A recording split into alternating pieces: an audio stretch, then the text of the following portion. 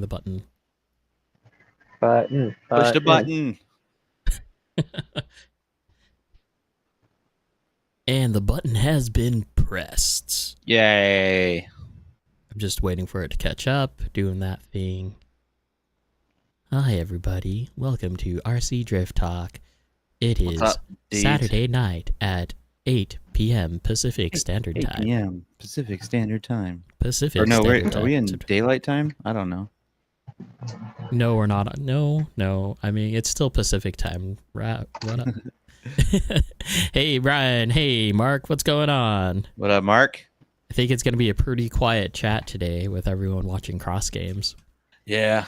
I know. Hopefully everyone will just put both on at the same time. You can do that. That is a thing. Yep, it is on. I am one of the 118 that are currently watching. Myself as well. So if I'm looking this way the whole show, that's why. No doubt. But as far as tonight goes, we've got 5 watching right now, which is probably 3 of those are us. Probably. Christian's still here. Hey. What's up, dude? Welcome to the RC Drift chat talk thingy. Tonight's going to be a pretty laid back and easy night since we don't have any people. They're all probably at cross games, to be honest, as far as competing or watching or doing whatever. A lot of our viewers are at cross games. Did you catch the Sean Lewis Media video that he posted from last night? No. Are we just chatting about cross games? This is effectively, Adam wants to still do the show. I think it is going to become sort of a cross games companion podcast. Right. Honestly, I bet you if we were to say, hey, Super G, can we re-stream your stream as you're streaming? It's not necessary. Everybody else has the stream. Though they probably might end up a little bit ahead of us, but plenty of people do companions. Gotcha. Hey, Christian, how many of you guys are coming down tomorrow? Is he Washington group? Yeah. Gotcha. I believe so. I might be wrong. I don't know. I thought he was. So let's get things rolling here. We've got 2 announcements. Or they're one and the same, really. But hey, look at one of your Team Beast Mode, or is it Team Jordan or Team Beast Mode, drivers of 2024. Team Jordan, I believe. Team Jordan. Congrats, DJ. Thank you. So along with DJ, Judd is also a part of that crew now as well. So congrats to you guys. We hope to see you do some ripping, do some cool stuff with that stuff. Yep. Well earned. They've been ripping beast modes for a good minute now. So it's good stuff. Yeah, it's the first chassis conversion that I ever got for my RMX, and it's the only one that I really had for a while. And then I, started getting a couple other ones and came back to it. So, well, consider this, that is the chassis that you went to SDC last year, right? Yep, that chassis, and then the servo and gyro, but the motor and ESC was the much more stuff. So I think it would be kind of cool to do a repeat, take it down there again, but with how it is driving now with all my AccuVants, and I guess it'd still be the same servo and gyro, but it's all tuned to how I actually like it now. So well, how many months were you into drifting at that time? Oh, it was from February, so I mean that was only to August or October. Mm-hmm. So, but when did PDX actually open for Open Drift? Today? No. No, first general. open. Oh, in general, I can look it up. It was I don't know the exact date, but I think it was February or March. Yeah, March, I would say, of 2023. Okay. Yeah. So there was the overlap between Northwest and PDX, and then and then everything after that was just PDX, which there was no competitions or anything like that. It was just Friday night to midnight type of thing. I think. I knew it took a lot of time to grow to that point, So I don't even know if like Friday to midnight was a thing at that, like before STC at that point. Yeah, was the I feel like there were definitely SDC Oregon competitions at PDX last year, weren't there? No. Really? The last year, the only outside competition No. Was that the expo or was at one of the car shows. one of the shows? Mm-hmm. Yeah. Which was interesting. I don't think we'll ever do that again. Just because there wasn't that much. I don't know. We didn't aim it at the crowd either. You know what I mean? Yeah, I think for that type of event, it should be more about bringing people in to the fun side of it, not so much showing them a serious competition where people aren't going to be like all the drivers are going to be real serious, you know. Yeah, because we're all super serious for competition. Okay. Rolling into calendar events, tomorrow is round 4 of Oregon STC. It is the first competition that is on the J-Tile, so this is going to be pretty epic. We've been on the J-Tile for about a month now. Yep. And LF3 tires are the required tire. Yes. No questions asked. Yeah. So we're going to run the tires. Kevin did get a small shipment in today. That was, I think, 10 sets. And then between a few of us, we have a handful of additional sets of tires that we'd be willing to share.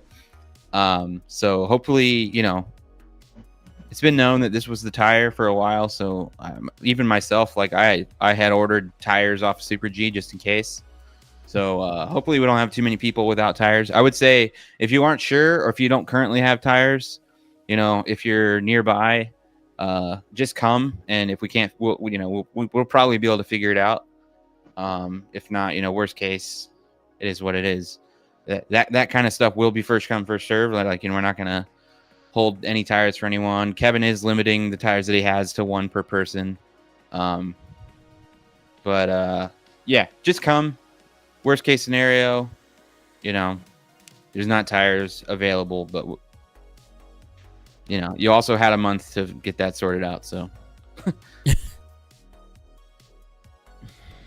I think between the core group that already has tires, 10 sets will probably be enough, which sounds very poor as far as competition goes. Yeah, it does. But, you know, our numbers are our numbers. We get about 20 to maybe even less sometimes. Mm-hmm. So speaking of numbers, I was talking to you, Logan, earlier about how qualifications are going for cross games. Yeah. I think it would be something worthwhile if we ever got to that point. So top 24, the first 16 is your first 2 rounds of qualification. And then if you don't make it within the top 16 on those 2, then you get a 3rd round for getting into filling in from 16 to 24. Yeah. That'd be cool. Yeah, I mean, it's a lot of qualifying. I mean, as you know, they started almost 4 hours ago on the dot. Right. So it's kind of like, DJ, what are you doing? Sorry, I had to grab some of my body scissors. Brandon, are you coming tomorrow? Me? No, Brandon. Oh, I was like, of course. Yeah, I do like the format of that because it gives the drivers another chance. Like if they super sucked, not able to make it. Bummer. What I would prefer is probably just a situation of 1 lap for top 16 and then 2 laps, like the 2nd lap to rank everyone else. You think? If the goal is to get through qualifying fast. I think last year FD did something similar to that. But they have also, I think they changed it again this year. So, did you realize how fast, or did you notice how fast they were running through qualifications? Yes, like, that's what I was going to say. I like that. It is one. Put after everybody another. in line as soon as one guy goes. You know, it's hard because it's obviously the big difference in you do have 3 laps, but they're going to be hours apart, or you know, an hour apart. So that's kind of tough, right? Mhm. Because you're dead cold every time. It's a different challenge.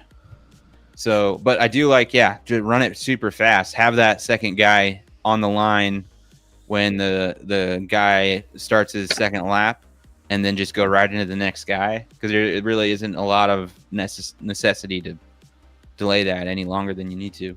So they're only doing one lap at a time, like no first and second run back to back. Exactly. Which is interesting. Yeah, that's what I was saying. Like every lap, you get 3 laps, but it's going to be an hour until you do your next lap. Yeah, that takes so much more time of like getting the people to the line. You know what I mean? It's more inefficient for sure, because it's a lot more shuffling around. Is there less runs overall? I wouldn't think so. Brandon, I feel this format gives incentive to qualify higher earlier, plus there's less runs overall. Yeah, I mean, if everyone doesn't have to do 3 rounds, right? But yeah. I mean, typically we're only doing 2 to begin with, right? Or at least we are. Well, yeah, only so many people are doing 3.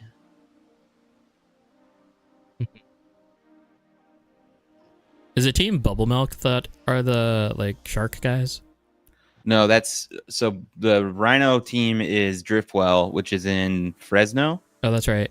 Oh, and then Bubble Milk is the other Phoenix team. Is that a new body, or is that like last year's body? These ones, they had them last year, I believe. They're all doing like they all have their own animal. I'm pretty sure Jeremy painted all those. I could be wrong there. The man, that guy, man, like the amount of painting that he does is crazy. Seems a lot. Oh, it's a Marlboro. I can't even say it. Marlboro, the cigarette company. Yeah, Marlboro. Jeremy Yoon would love that body. Except it's a Mercedes, or is it? I don't know what. No, it's. Oh yeah, you're. I'm realizing that I'm way behind you. Click the live button. Yeah, Logan. click the live button. Okay, yeah. Just a reminder. This is a really chill chat today. Yeah. Who do we have on next week? Do we have anyone next? Yeah, we have someone. Yeah, we do. It's Adam. Other Adam. Oh, okay, cool. Yeah, he's doing really well so far today. Yeah, he is. We have where are we at on the calendar stuff? So, okay. We have either another chill night on the 27th, or just like we want to break whatever. And then August 1st is the first night of our Thursday streams. Yep. So that's going to start off with Jordan Meyer with Team Heartbreak. I'm excited for that one. Jordan's a cool guy. And I told Chris that from Central America, Puerto Rico. Oh, okay. That he'd still be on a Saturday night, but I think I need to talk to him about that. I've already moved him back like two times already, so I do feel bad about it.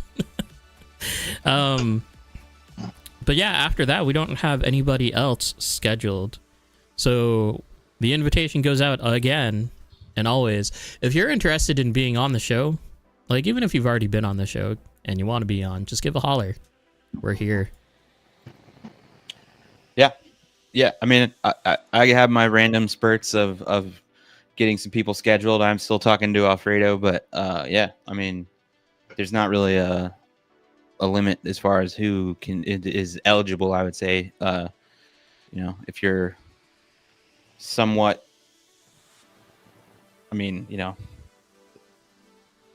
we're not gonna. I don't think we want to just open invitation to anybody, but like if you got a business or you're on a team or something like that, right? For the most part, yeah. Yes, if you are a track owner, then definitely hit us up, because we do want to like continue to explore around the United States and around wherever we can, as long as time frames work out. Track owners, people that make stuff, team leaders, team captains, Doesn't even have to be a captain, really. Just someone on a team. Because I like to hear just what scenes are like around the country, right? Like what people are into, what's the style of tuning is, all that stuff. So going back to a calendar events, the next competition is August 11th and then September 8th, and then into October would be Super G. Did you cover S-Fest? S-Fest is August 2nd. So next month. Yeah. Everything happens so fast. Which, speaking of that, have you guys already booked your hotel yet? For what? For October. Yes. Yeah, we have our flights and our house. So you guys are doing an Airbnb? Yep. And there's DJ? probably room for you if you are interested, I would guess. Probably not, because I'll have Crystal with me. Yep. I mean, if I could, that'd be cool, but I'll probably have Crystal with me. And yeah, we'll probably be doing some other stuff too. Let me get this anime girl off because yeah. So we're flying out. Is it Tuesday, DJ? I think so. I have to look at the calendar. I think we're flying out Tuesday and then leaving Sunday or something. That's a good approach because you'll have Wednesday and then you'll have leaving Monday, I think. Oh, okay. Oh, we're leaving Monday, yeah. Even better then. Because you can probably go hang out at like GGT or whatever beforehand too. Yes, we will have one day during the week where we're going to go to GGT for sure. Our house is actually closer to GGT than it is Super G. Oh, geez, that's funny. So then Wednesday would be open. Thursday would be driver's meeting, basically. And then Friday, Saturday, Sunday, all the competition days. It'll be good. It'll be fun. And hopefully I'll be there for most days. I think I will be there on Friday for sure, Saturday and Sunday. That's the idea, at least. I don't know when we're actually driving down though. Okay. So things that have come up during the week. Did you see the new Rev D body? The GR? Yeah. Like, yeah. I saw the most recent render of it, and now I'm kind of like, yeah. Yeah, I mean, I've already said this. I'm checked out. It took too long to come out. I'm not into it anymore. Like, it still looks good. It just doesn't look, of course, that good, you know. I think it's still awesome. It's just like I was ready to get it. I wanted to buy it, and then time kept going by where I was just like, I don't even care anymore. Right. Let me see. And now I know it's like it's been hyped up so much that I know a lot of people, as soon as they're available, are going to be getting them. It's just going to be a whole mess. My goal is not to ever match anybody at the track. Well, isn't that a fail already? Because you have a Team PDX team body. Yeah? I mean, yeah, team bodies are an exception to the rule, obviously. And someone does have, obviously I know people with a E36, but. Well, that was wrong. Oh no, where'd it go? Careful with your tabs, dude.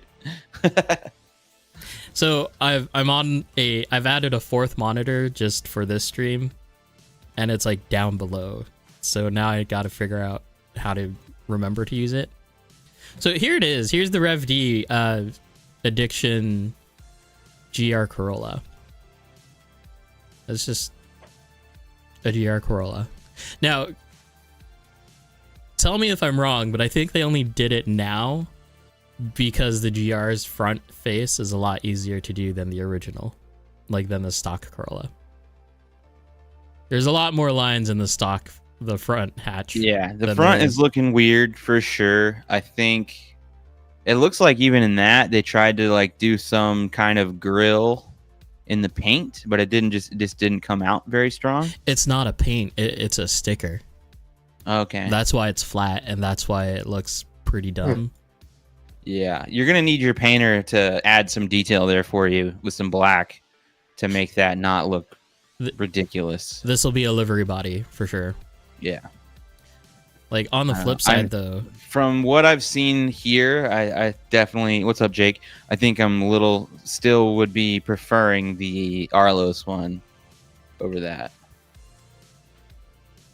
24K, Oh, it's the same thing. but they're not. Well, look at the link that you just clicked. I know. It's because I knew that I had to go to this one.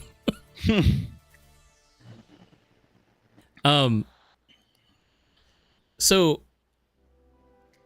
if this is true, if 24K is actually pre-cutting these panels, I'm all in. I mean, that's pretty damn good. I mean, it will cost you $257,000, but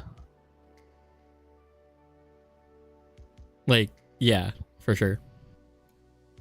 I mean, yeah, that's a lot of time right there. I mean, that's a lot of cutting, so could be well worth it. There are people. There are people for that. Hold on. Yeah, I mean, I don't cut things out. Let me find an actual picture of it.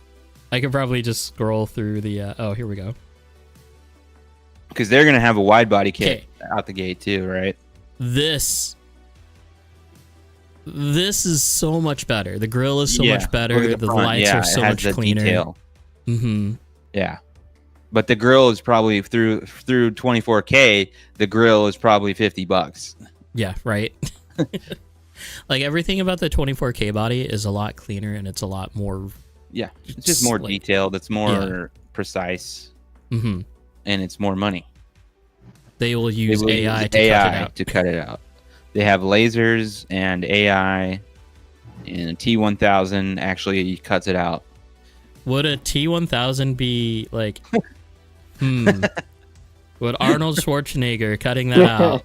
Bro. Jake. Oh my gosh, Jesus. Jake, Jake's on something.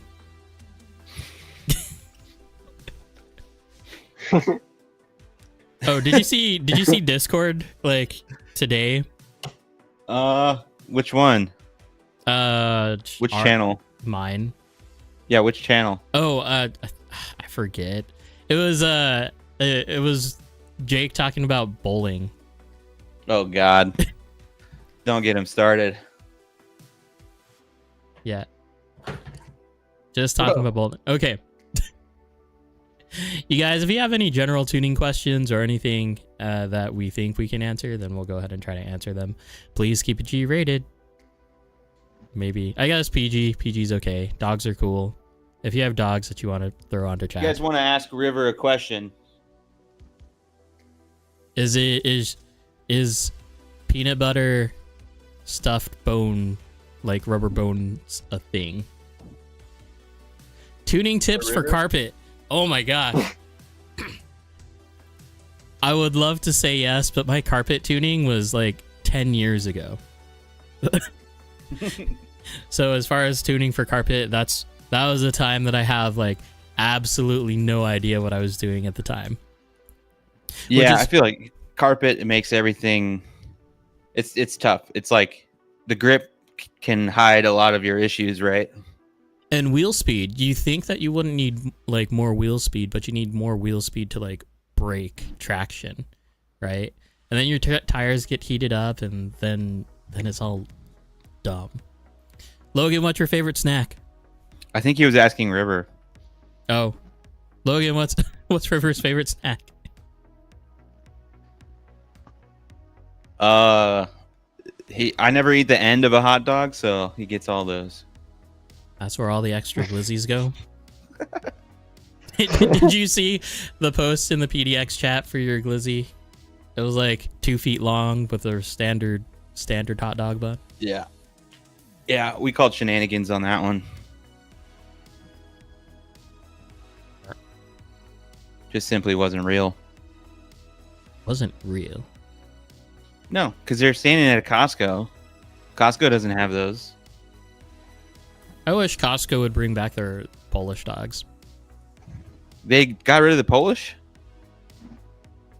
You weren't privy to that? No, I mean I had to ditch my Costco membership some time ago. It's been a thing for like probably more than 5 years. Yeah, I mean I probably haven't been to Costco in more than 5 years. It's too chaotic, dude. I don't have time for that. It's not even that. It's not even chaotic. It's the fact that like when Crystal and I had a membership for Costco, it's just the two of us, right? So Yeah. we'd buy like the food, and then the food would like go bad. goes bad. Before, Yeah. before we. I could can't use eat it. that much food. It's like, and we're talking about an obesity epidemic in the U.S. and we wonder why. Yeah. Like, sure, it's great, but man, those croissants are not good for you. Neither. It are turns the out muffins, when you buy in bulk, instead of making it last longer, you just eat more every night. because you have to. Okay, but croissants or muffins. Croissants or muffins? Croissants or muffins. Those are like the. I mean, two. what are we talking like? I mean, if we're comparing croissants to muffins, we have to be including like chocolate croissants and stuff like that, right? No, it's either or from Costco. Oh, I'm not too familiar. I mean, the chocolate chip muffins are pretty good. Here There we go. There you go. Brett. Yeah, I'm gonna go with muffins. You're gonna go with muffins? What kind of muffins? Oh shoot. Well, that's what I'm Blank saying. on What this kind of one. croissants are we talking about? Just their standard croissants. Like they're Okay, they're butter. so that's not croissants. fair in my opinion. I mean, but if you got to pick one, right? If it was a plain muffin,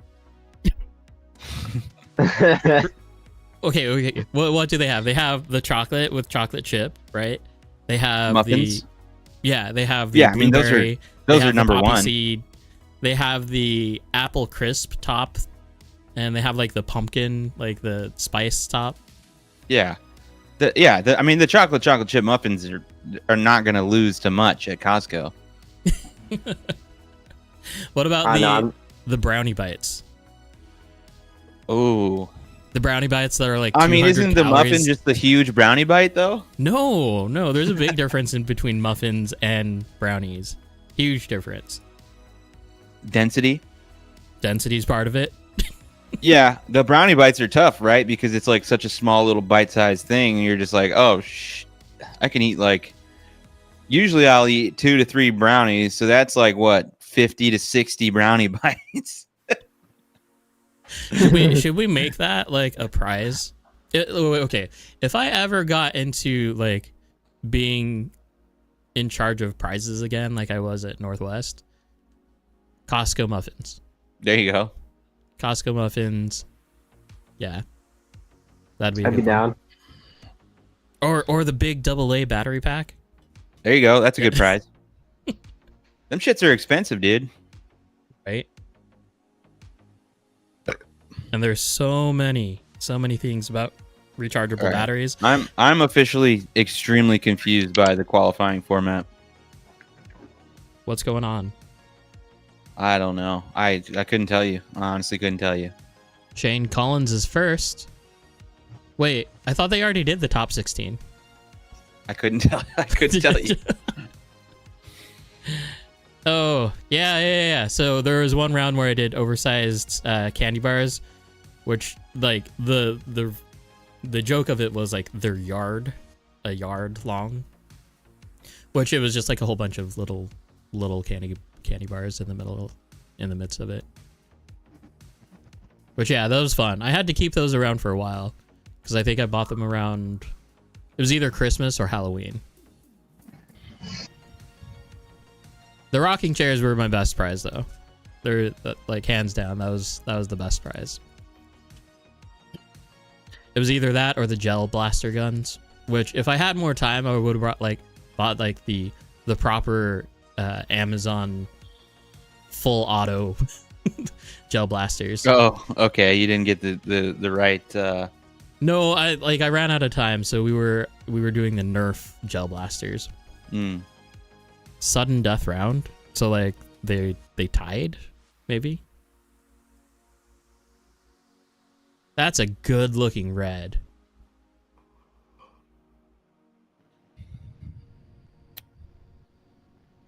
I've got a new body in the works, and I'm thinking about trying to redo the paint job that I was trying to do for the my 180. Yeah. Yeah, I need to go find some metallic silver or just some kind of like gray instead of black. Oh, I see. Yeah, because it darkened it way too much. So Yeah. You're gonna try that again? yeah, and then more red, a lot more red. Well, it was probably just the backing color, yeah? There goes Like- Kalai. Yeah, I mean, I feel like in my eyes, like when I was looking at it, even when I went to go do the backing, I was like, I feel like there's not enough red on there, and was just in that let's just do it anyway state. And yeah, it wasn't enough red, and black is not a good backing for red. You got to do a gray. Well, okay. Did you back it with the right back or black? Because like, so wait, back up. Is the red? Is it a candy? Like, is it a candy pearl red or is it like a solid red? It's supposed to be candy blood red, is what it says. Yeah, I think it was just it wasn't a fully opaque paint, so it when you put black behind it, yeah, it just made it dark. Right. So But it made it like Dark. very dark. Oh, yeah, okay. so dark that everyone thinks it's black. Yeah. That's like exactly like my E30 that I have. So this bugs me. What is that? So I'm looking at the stats for nerds. They're streaming at 720p at 60 frames per second, when clearly the stream is not 60 frames per second. So I mean, they could be saving bandwidth and Right. only streaming at 30 because I whatever see they're what you're putting out saying. is only. I was like, 30. yeah, I mean, yeah, that's definitely possible. But yeah, they're wasting, yeah. But what do they care about the bandwidth? I mean, I care. Okay. I need to figure out how they got that pink, because that pink is so bright. Actually, no, it could just be, it's just how it's showing up on the rescreen. So maybe like the way that it's showing up on YouTube on YouTube in OBS, it looks a lot more vibrant. open. It's way brighter on the Google Meet than it is on the It's actual probably stream. that fluorescent orange with fluorescent pink to be a super bright body. Well, it probably is bright though. You can also you know who painted that. yeah, I do. You can just ask him. It's like, hey, I need you to paint, or what colors did you use? So, hey, DJ, tell me about What is your that? sponsorship. Like, what are actually both of you? Because both of you, well, Logan's not really like sponsored. He's just on a team, right? What I mean? I mean, so you're on Team D Style and Yes, Team PDX, right? yes. So I have other sponsors. right, but like nothing like chassis specific, right? Yeah, I mean, it- apples to apples, I would consider our design the same thing as Beast as Team Jordan or whatever it is. Okay, so then let's spin it to both of you. So as far as being sponsored drivers then, because I'm not sponsored, nor will I probably ever be sponsored besides myself. I'm also sponsored by 1UP. What are the do's and don'ts for being sponsored? Like, where are your limitations at as far as like can or cannot do when you're being a part of this? Yeah, it really just depends on the agreement that you have with the sponsor, right? So for myself with 1UP, I have a contract that I signed, and they have laid out rules that are, things I need to do, things I can't do. With them, it's pretty relaxed, obviously, because they don't make a whole bunch of drift stuff. Yeah. And then I actually don't have a formal agreement with our design, but obviously, like, you wouldn't see me using like a Carbon Fury deck or something like that, like, because that's a more of that relationship is more of a like, we both want to grow the brand. So yeah, it just depends on the deal that you sign, really. Like, as far as, well, So for one up, because they literally make everything, right? So from screws to like Yeah. battery terminals, Yes. all of that. So Yes. what exactly are you using from one up? So I have a bunch of stuff like a pit mat, like the tool holder, obviously screws. I have fans, all my terminals, oils, lubricants, stuff like that. As far as what I would have to use, let me see if I can pull that up. It's not quite as extreme as you would think.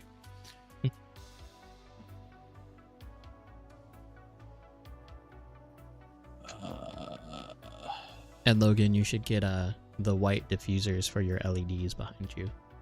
It looks sick. Oh, I see. To make it not like To you can see all the LEDs. Mm-hmm. Yeah, I don't mind it. You know what's funny? Yeah, Will. I have a softbox for my key light up here, and it's got a grid for directional light, and the grid is only like a centimeter like long for the grid part, right? But it's hilarious because it does make a difference, because when I go over here, it's like super dark. So yeah, for my personal one-up contract, it's lubricants, soldering accessories, and pit mats. I can't use any competitors, and that's it. That's as far as required. Like, cannot compete. That's it. Soldering, really? Yeah, I think this is probably just needs to be updated. Mm-hmm. But yeah, they were doing a lot of soldering accessories for a little bit. So, and then you're using their screws, right? Like titanium set? Yeah, I mean, that was why I pursued one up, was the titanium screws. It's the biggest advantage. But I mean, they also make bearings. They make turnbuckles. I'm trying to get them to make more drift size turnbuckles. Obviously, like O-ring grease, turnbuckle grease, oils for bearings, stuff that I use. Do they not make stuff for touring cars? Not turnbuckles, no. All their turnbuckles are for buggy. So I do have one up titanium turnbuckle on my car, which Your is steering connect link. this. Yeah, it's the only one that fits. And Right. theirs are like, so hopefully what I've tried to get them to do is, because their turnbuckles are all like 3.2 millimeter or M3 or 3.2, so they're quite a bit thicker in diameter than what we would use. So it's like overkill. Like, we're not a buggy. We don't need the strength. We need the lightness. Hey, look at that. There you go. Yeah, got it all mounted up. I also have some of they make titanium wheel nuts, which I do use. Most of my wheels, they don't fit, but I have one set of wheels that I use on my like Z that they fit. Are they they're too like big to fit into the hole? Yeah, so for the buggy stuff, they're concerned more with keeping the wheel on, and so they have a huge flange on them on the wheel nut. But I'm using one up flanged, like They make like aluminum anodized wheel nuts as well, like lock nuts. The titanium ones they're not a lock nut. They just have they're serrated. right. And the flange is really wide. I don't know. Oh, mine aren't. I don't think mine are Here. titanium. Mine are aluminum. All my stuff is at the track. Actually, I have them here.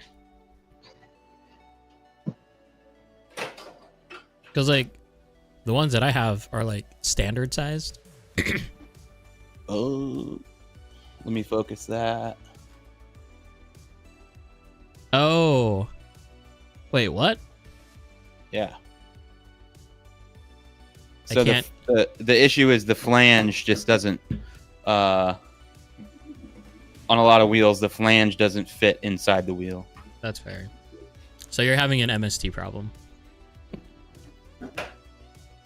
What about you, DJ? Like, so for being a newly sponsored driver for Team Jordan, what kind of limitations are you having to look at? So it's pretty flexible. Right now, it's mainly just during competitions, like just use a beast mode chassis of any choice, or at least a beast mode chassis on whatever platform you want. Um, and then I just have to like post on social media like once a week about a chassis, either being just a picture with a quick update of like something I did. If there was like a competition or just anything going on that week that I won with the chassis, like post something like that. Of videos. That's pretty much it. And then eventually, the drivers will be getting their own chassis that they want to their likings. So, Gotcha. Got one all picked out for myself, and gonna go back to an RDX. Go Ooh. back to an RDX. That's crazy, dude. It's pretty wild. So, I guess what's the mindset behind that? Because it's like you got rid of your original RDX, right? Yes, I did. Yeah. So, I don't know. Now that I've been seeing the cool like pop-ups that people have been doing, and like I knew it was going to be something that I could have just kept and like worked on progressively over time. But I mainly bought that chassis to kind of get like a bass tune for like my MST, or could try to like tune it up to like, okay, this is what this can do. Like I can see if I could try to mimic it on my chassis. Okay. But yeah, now going back to it, I kind of want to try like hopping it up a little bit more and doing, some maybe adjustable turnbuckles on it, just kind of mess around with things, and just hop it up a lot more than just plastic fantastic. So, what like do you already have a game plan for what you want to do with it? Right now, no. So not a whole lot. Yeah, I know. I kind of want to try doing some kind of like steering upgrade straight out the bat. I don't know if I don't think, Christian, I don't know if I can with how the beast mode systems are, but I don't know. I'll figure something out once I get my chassis and get it up and going. So, I guess that is the question, because does the beast mode allow like any sort of YD2 set, or is it specific to the RDX? Because if it is YD2, then you have so many different options. Yeah, I think there's YD2 beast modes, right? Well, Yeah, I right, was but you gonna know what I say- mean. Like the chassis has to have the holes, or else it doesn't work. Yeah. Yeah. I mean, I know with some of the beast mode chassis, and this is kind of why I like them. He like drills more holes for different like spots, or for like doing different types of setups would be my guess. Yeah. I kind of noticed that with my original chassis, and I was like, why does he have all these different like mounting holes? But then like realized it's like it is for like doing a lot of different setups with the chassis. So I never really realized that until started looking into the details of them. But yeah, they do offer I think YD two chassis. So I could have went with that type of platform and worked off of that, but I feel like an RDX just something I've already messed around with, so may as well go back. Okay. Are you gonna go high CG or low CG on it? I do actually kind of want to try high CG, because I mean majority of my chassis right now is with low battery and up like high motor and rear ESC, but I want to try doing like high battery too as well, because I've never done that. Judd, do you know if your beast mode has the holes for the YD2 stuff? Yeah, I was gonna say he's the guy to ask, and My chassis is coming with everything I don't- for every platform. I don't know what Judd's gonna do. He's got 15 chassis, so Yes. switch them all. He's gonna So yeah, run that man out of opens stock. that opens the Yeah. door to everything, which is cool, because literally everything fits the YD2, Yeah. and then not the MST. And Yep. that's honestly like so much why I always recommend like a RD something for people that are looking for a cheaper start, is because like if you go with a YD2 platform, it can do anything you ever want it to do. Not just that though, like the starting point of an RD 2.0 is $205. Starting price of an RDX is $285, unless it went up. But like it's significantly cheaper for an RD 2.0. Yeah. And an RD 2.0 bone stock is really good. So it's just Well, I mean, you have to build it right. sure. Yeah. And we got another taste of how hard that can be today. I can't really speak too much about it, but there's definitely some people at PDX that aren't great builders. They don't pay attention. Just a yes or no question, I guess it could be. Is there a new guy that came in, or is this someone that's at the track? No, it's someone that you would expect to be able to build good. It was me. I think No, I think I got it. You're probably picking up what I'm putting down. Yeah. Speaking of which, what do you guys think of the Team Associated announcement? Yeah. So, if it is a drift car, I think it's sick. You know, obviously the market is kind of dominated by Japanese companies. And I'm always a guy, you know, I work at a company where we try to make a lot of stuff in the USA. You know, we're an American company. Obviously, Associated is not making stuff in the USA, but yeah. It'll be one of those designed in the USA. Yeah, I mean, yeah, fine with me. You know, if their employees are in the USA, there's a company that I can support that is US based. I think that's pretty freaking cool. I mean, so The question is, you know, as it always is, the thing has to be legit. right? Like If it sucks, then everyone will know. Right. As far as chassis go, like already we have like chassis conversions, right? We have Lance that does midnight conversion decks. We have who else is in the US?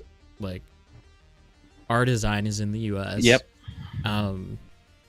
We've got the who makes the Stinger chassis for the RDX. I'm not too sure. I don't know. Like we've got a handful of people that There's make more chassis conversion right? people in the market, but there's not because, you know, designing some carbon fiber stuff that you can get cut out is way easier than injection molding stuff, right? Like it takes way more commitment to get into injection molding. So, yeah, I think Associated would be the only company actually selling plastic parts that is based in the US, right?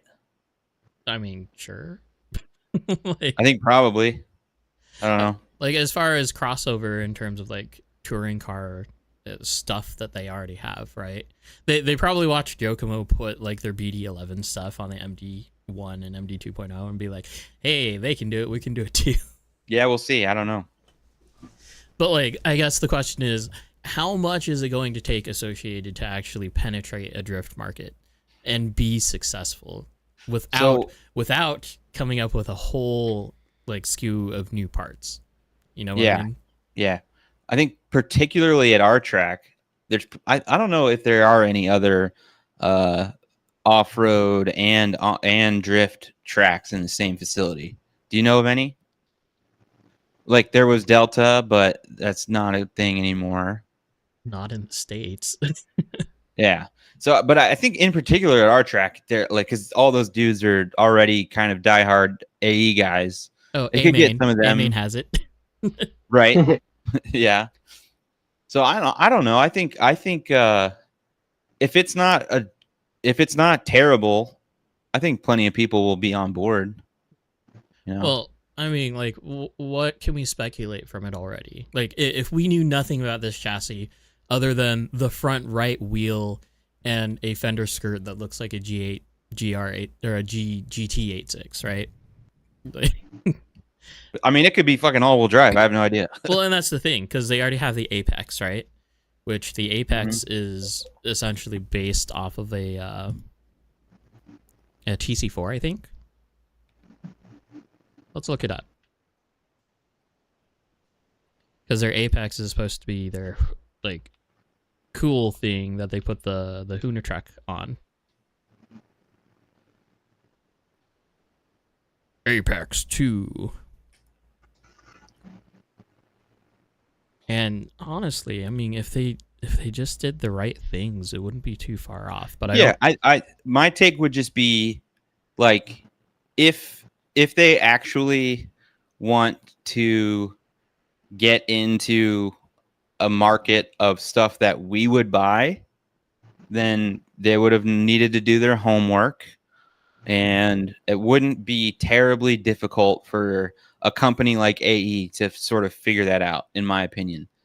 right? If they just wanted to make a quick buck, you know, and do something like a sprint kind of situation, you know, a unicorn or whatever, like, yeah, they'll probably sell some of those, but it would be a damaging kind of, it would be hard for them to survive that, at least from our community, because we would obviously all immediately realize like, oh, this is just bullshit, basically. So I don't know. And then the conversions would come out for it. Yeah. So I mean, like, here's the Apex, right? And from what I've heard, it's not going to be this. But like, as far as this goes, like, if they took the Apex, we're already at like GRK TTO2 Yokomo DP status, right? Like, it's a tub chassis. That's where we're already at. So literally, if they got rid of the drive shaft and then they fixed the front end geometry, then it'd be fine. Like, it'd be a nice little entry level, like, rear-wheel drive drift car. Would it be competitive? Maybe. I mean, you say no, but who's isn't Adam Hokoki? Isn't he running a TTO2? Oh, I don't think so. Not anymore. Someone's running a TTO2 with the MRC conversion. Yeah. Yeah, Mark. We'll do that. Yeah. Oh, wait. Mark, are you saying it's a Yokomo base, or are you saying like this looks like a Yokomo base? Because let's consider what else they have, right? They have the B6. No, they have the B7 that just released, right? Yeah. Hey, DJ. I do you have a B7 yet? I've had one. What's the transmission layout on it? Like how many gears? Or what? Yeah. Sorry. What is the transmission? I think it's like a 5-gear or something. 5-gear laydown transmission? Yeah, 5-gear laydown. YZ10 is a collab? This is the YZ10. Do you know what the YZ10 is? Oh, that's the classic like buggy thing. Oh, that's right. I did see that. That's not what I'm thinking. I don't know about that, but I would say this, like, look at what Team Associated makes now, right? Right. That's where I'm going with this. Yeah, that's kind of what I picked up. There it is. Here's your next drift car. Based on no, don't do that. Okay. Let me go back here. Okay, so DJ, what do you got there? Oh, my B7. Yeah, so it's 5-gear laydown transmission with a motor in front. So if they did that, then it'd be a low motor, low CG type of thing. Josh, are the Red Cat drift chassis starting to gain popularity? I haven't seen anyone running those cars yet. I wonder what the Team Associated chassis will look like. Yeah, that's what we're talking about. I would say for Red Cat, the answer is not really. I think when they just came out, we did see more than we might have expected to. And I'm not saying I've driven Red Cat that I thought was like one of the best cars I've ever driven. So it is kind of weird. But no, I wouldn't say they're really taking off at all, especially now. Or are they pulling a Rev D and just like not releasing parts fast enough? Yeah. Although it is marketed as a competition chassis. Which is Takes a lot to get to. At least from base RDS, it takes a lot to get to it. oh, like, I to, see. To You're run. saying the Red Cat is listed as a competition chassis? Yes, it is marketed as a competition chassis. Oh my gosh.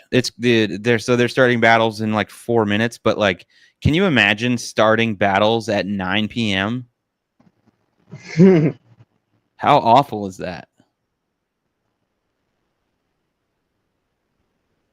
I don't know, but this like Oh yeah, I definitely can't read that either.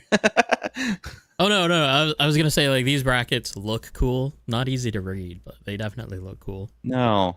See these animations, the cross game, Yeah. they're like moving. The scenes. Yeah, I can do fade ins, fade outs like that. So they're only doing top 24, right? Yeah, I think so. How the hell does that work?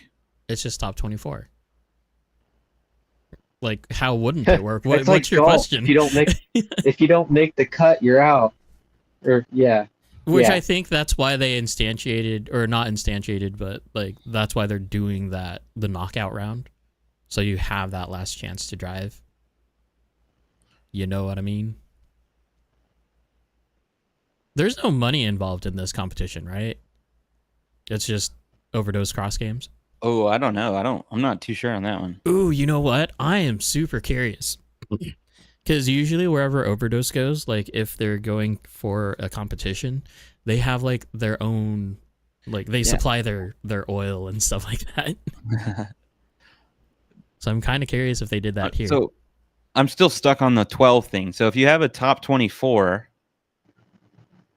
it goes to 24 to 12 to 6 to 3.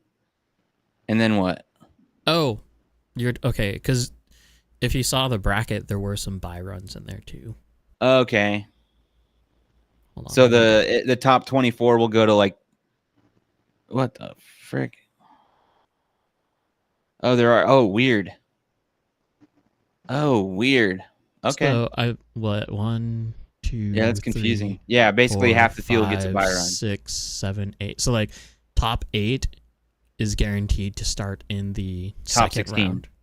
Is it 1, yeah. 2, 3, 4, 5, 6, 7, 8, 9, 10, 11, 12, 30? Yeah, okay. So they're going to go from 24 to 16. That makes sense. Now I got it. Yeah, Mark, you should see if you can get some FD lights in there. That'd be pretty cool.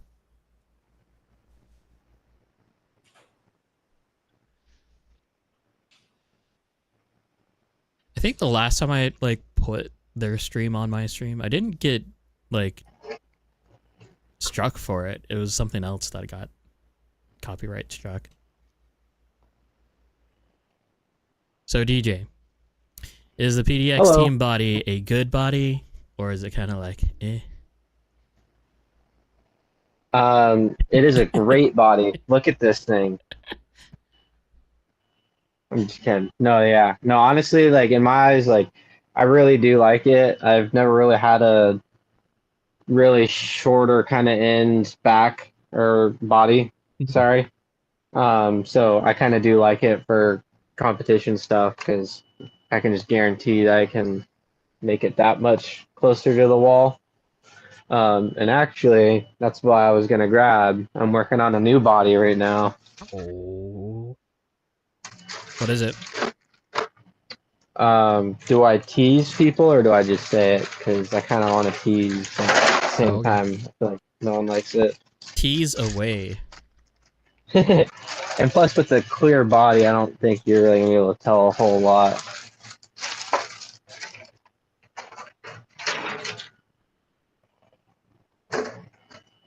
I don't know how to do this. Let's see here. It's so blurry. Oh, Yeah. wait, no, I do know what it is. Okay, never mind. I gotcha. Wait, didn't we talk about it last week? You can't. Yeah, you can't see that. Yeah. Oh, you just gave it away. You might. Yeah. No, it's fine. I don't care. I got myself an RX-8 thanks to Judd. We were chatting one day, and I was like, I can't find it anywhere. And then like 5 minutes later, he goes, boom, hits me with a link to Rolling Garage. He would do that, huh? Yeah. Had to buy it then and there. Oh, look, we've got a Team PDX here. There you go. So remind me, who is everybody? So let's see. From the front to the back, you got orange is DJ, green is Judd, the red is myself, blue would be Austin, teal is Jake, and purple is Kenny. And then we'll Still nothing have for Chris. yeah. So Chris and Kevin's bodies are in the queue with Steve Hemister, who is the guy who painted all of these. SPD. One of my coworkers, actually. Josh, has anyone converted their RDX to the full carbon chassis from Rev G yet? Curious if they see any gains from it aside it from looking great. Judd has. Judd has already converted and taken it off. Oh, really? Yeah. Judd, Well, you I want to think chime in on that? he got a new beast mode chassis okay. for it and had to switch him. So not because of not because he using didn't like it. Just Yeah. because other reasons. I think I mean, obviously it's going to be more rigid than the plastic chassis, so that can kind of just make the car more precise, more sharp. Precise is not the right word, but sharp is a good word. Precise is a good word for it. Like it'll snap into place. It won't feel so roly-poly, I guess you could say. Very direct feeling, I would say. More like an F1 car than a Miata. But what if that Miata has like a full chassis brace on it? Yeah, so like more like an F1 car instead of a Camry. Does it have the piece of wood on the bottom? No. Oh, it's not so much like F1 then. You got to put a piece of wood, put like a popsicle stick on the bottom of it, and that'll show us how much it's bottoming out. Sorry, you knew that, right? Like how there's a plank of wood on the bottom of F1 cars? Yes. In the center? Yeah. They call it a plank. Is it actually wood? I think so. Oh. I don't know. I could be wrong. I just know that there's something there that indicates if they're like bottoming out and how much is too much. I'm a big F1 guy, so. Oh, did you see the last Red Bull video about how they put their RB1 against RB20? I did not. It's pretty cool. It's a fun video. That's pretty cool. Did you see the RB17 hypercar? Yeah, and then I got confused because it looks so much like Mad Mac. Oh, funny. I'm like, wait, this isn't his car. I don't know what's going on. Oh, yeah. It's just a hypercar. It's kind of it's close to that. I could see that. It's funny how it makes sense, but it's almost identical to the Valkyrie, which again only makes sense because that car is a collaboration with Red Bull in the first place. So Adrian designed both of them, and it's like surprise, surprise, they look the same. So Judd has a spare RDX or another RDX that he has that on. I don't know. So it depends. It's gonna be one of those things where it's like you don't know until you try it, like that type of thing. Yeah, and I mean, I'll go depending as far on where you're at and you're driving, you know. Well, I'll go as far as like it's gonna be one of those things where like you won't know until you do it yourself. Because you can drive someone else's chassis, but it's not your tune, and Yeah, you that's still that's won't fair. know, Absolutely, that's fair. right? Because it's like, But we can't say if you'll like it or not, but we can tell you kind of the direction that it will point you, basically. it's not gonna be a game changer, I would say. No, It'll be something cool and fun to try, and it could. no, it's not. It's not going to make you necessarily faster or anything. Might make the car a little lighter, which could help with that, but it's not like most drift chassis modifications aren't like game changing, I would say. No. Aside from like, a direct drive steering or something like that. Oh, did you see the Rev D like skinny turnbuckles? I haven't. Okay, so people, let's go to Miko's page because Miko is all about that life. Oh yeah, I saw that. So skinny turnbuckles from Rev D equates to a higher steering or a better steering, and yeah, it's true. But couldn't you just shave? Like, you can cut the turnbuckle, you can shave the turnbuckle, you can use angled rod ends, which yeah, it would adjust the toe, like the Ackerman or Ackerman gain, but this does give quite a bit more steering on the I mean, trailing if it's tire more there. angle, then yeah, let's go for it. Like, but this is going outside of the fixed turnbuckle, so I'm curious of how many people, because we had a ton of people at one point that would not touch the RDX. Yeah, like true. at all. Yeah. And it's like now it's turning into this thing of like, oh, okay. Oh, it's so loud. Holy cow.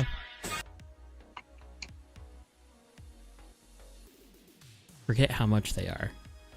Mark, you're right. More angle isn't necessarily always better, but having the car be able to go beyond the range that you need is always good, I think. I call it like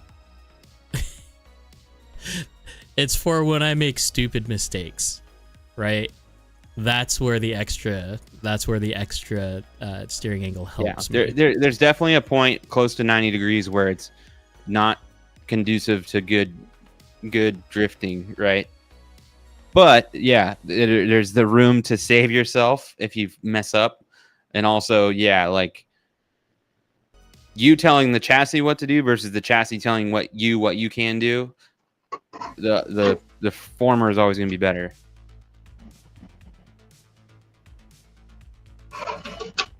Josh says, "Did you see those guys? Did you see the overdose slippers? Maximum driving performance can be achieved wearing those." I mean, as awesome as that may be, I do think that that is just culture, because they're probably taking off their shoes and have like when we were talking about track specific shoes, right? Yes. So these are apparently 2.5 mils according to Christian. $19. Would you pay $19 for turnbuckles? Hell yeah, all day. May as well. I have. They're titanium too. They are titanium. That's another good point from Christian. Like the more angle you have, obviously, the longer it's going to take you to get from lock to lock. Mm-hmm. So it is. I would say that this is one of those like self-control type of things.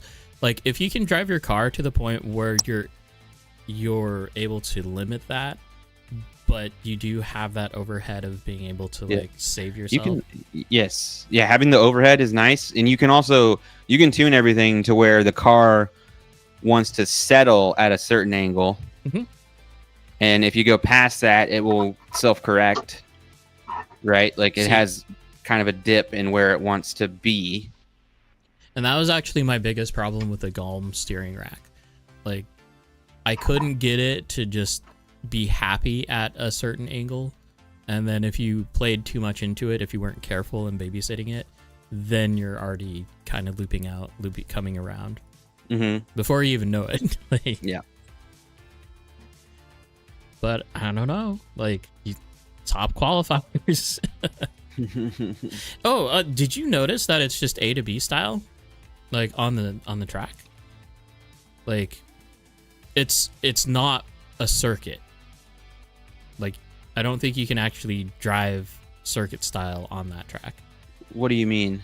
So where they start and where they finish, it's not like, it doesn't come back around to itself. It's very A to B. That seems pretty standard, doesn't it?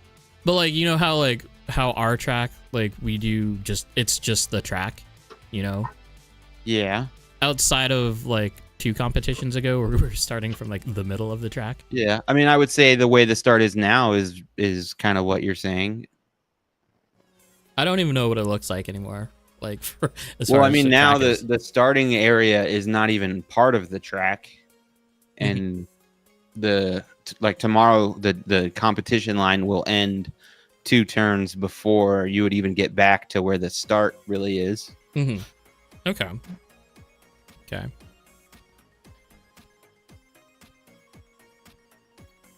I wonder what like broadcasting program that they're using. Why are we watching a clock? What's a clock? Okay, that's a countdown. Wait, what are you watching? I'm watching the stream. There's what? What stream are you watching? Our stream or their stream? Yeah, I don't know. I'm watching theirs. They were for a little bit. I had to jump back to live, but they were. It was just like a stopwatch. Oh, I wasn't live. My bad.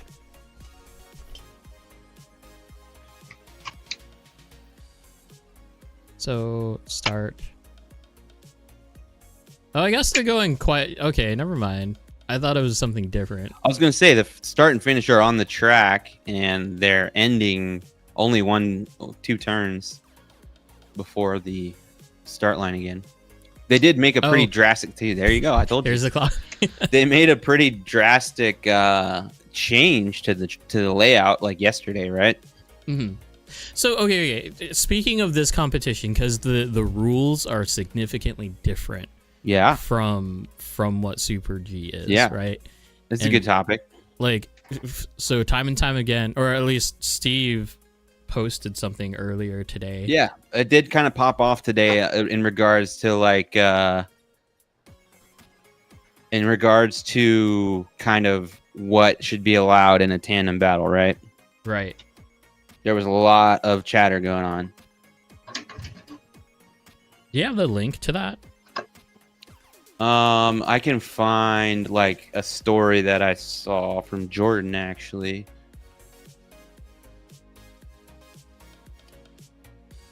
Do you have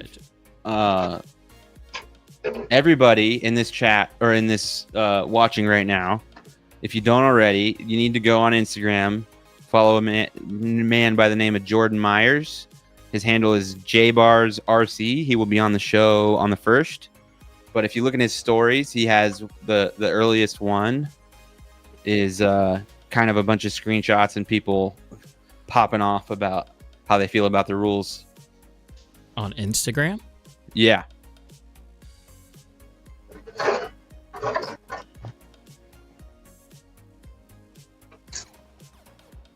What's the tag? The @ Yeah. JBARSRC.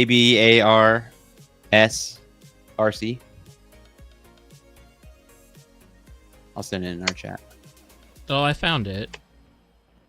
So his earliest story is like a slew of screenshots. I think just, not just Jordan, but other people kind of.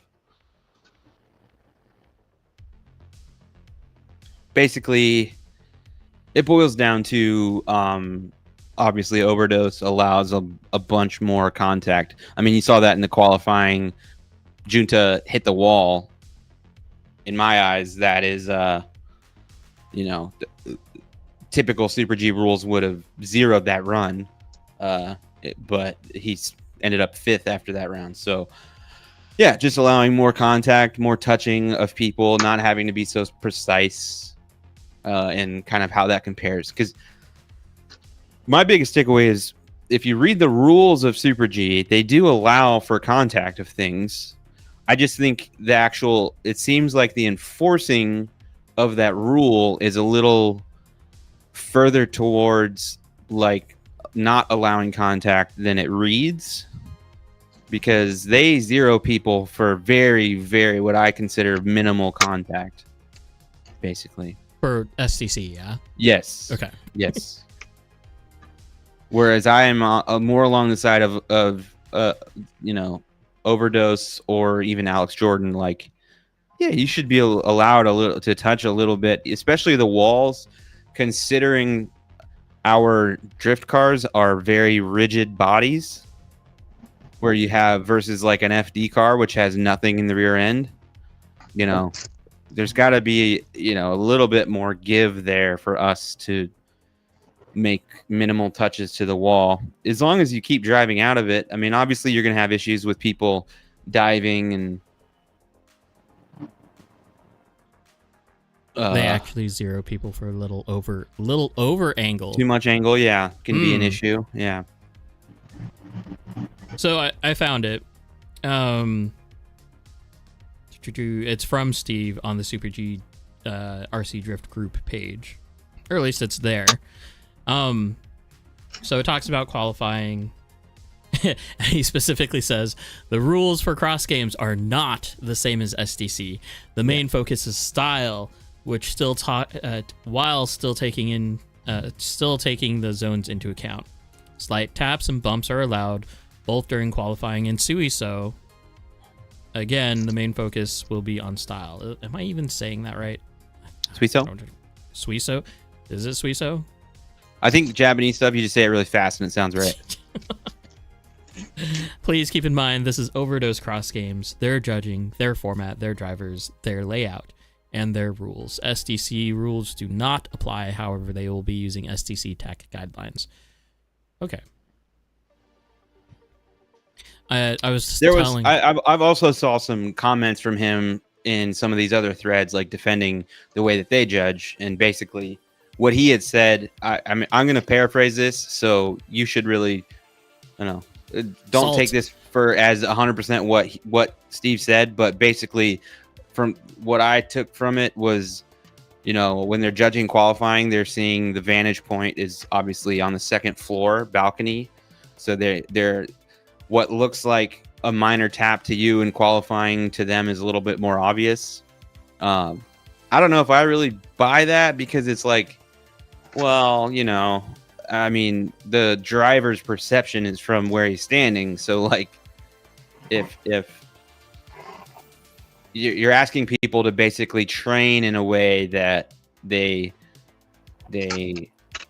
change their perception and like add a little bit to it, and it's like it's already vague enough that it just makes it even more vague as to like how much is too much, right? So I don't know. I think in this situation, since it's kind of like a one-time thing, you know what I mean? Like it's not not like the series qualifier or anything like that. No, yeah. It becomes more effective, or it's allowable for the type of judging and their judging style for this, right? Yeah, but I just think the main argument that a lot of people are having is that the Super G rule set is a little too strict on it. I think if I were to put it into just simplistic terms, it's an easier way to say yes or no without grace, like without a lot of gray. Yeah. Even though that there's a ton of gray. It's a lot easier to define like this, but in that sense, I would say they should go full blown like no contact, because their rule set is still a gray area. So if we're looking to make it easier to judge, then yeah, just say no contact whatsoever with anything, right? Right. But that's what it felt like during battles last year at SDC. It's like I was watching them, but I didn't see any contact, and yet there was contact, and Yeah. like it was That's still that's called. that's my biggest point is like the way the rules are written. I think it seems like they enforce them much harder than what the rules are kind of describing. Yeah,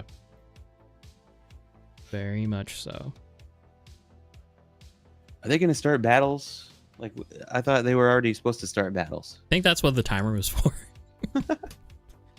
But clearly, can you imagine if we were actually running a schedule? I don't think we'd be able to run a comp on a schedule. You know what I mean? I mean, if this was our comp, we would have been done. That's because we have less than half the people. Like, Even if you took our comp and multiplied it by 3, we would have been done. I'm curious about how those buzz brakes are actually driving. From Sean, what I've been told is they are less. Well, what was it? What did Sean Lewis say? he said slower. Feels slower. It was.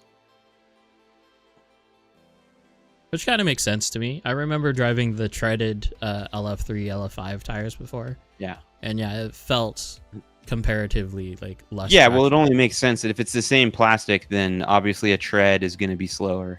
More forward bite, less side bite. Yes, that is what Miko said. Well, that's what Jake just said, which is Yeah. probably what Miko said. Yeah, that's what. Yeah, he's just stealing my thunder right there. So. Or cool. or you know what? Mark probably already said it. I told him what Miko said earlier, so he's just using that to make himself seem cool. So whatever. Oh, is that what's happening? Yeah, that's what's happening. Hey, when is FD Monroe? We figured that out. That's August 10th Okay. is when we're going. Okay. I haven't decided. Oh wait, no. Judd also reminded me. Did we talk about August 23rd?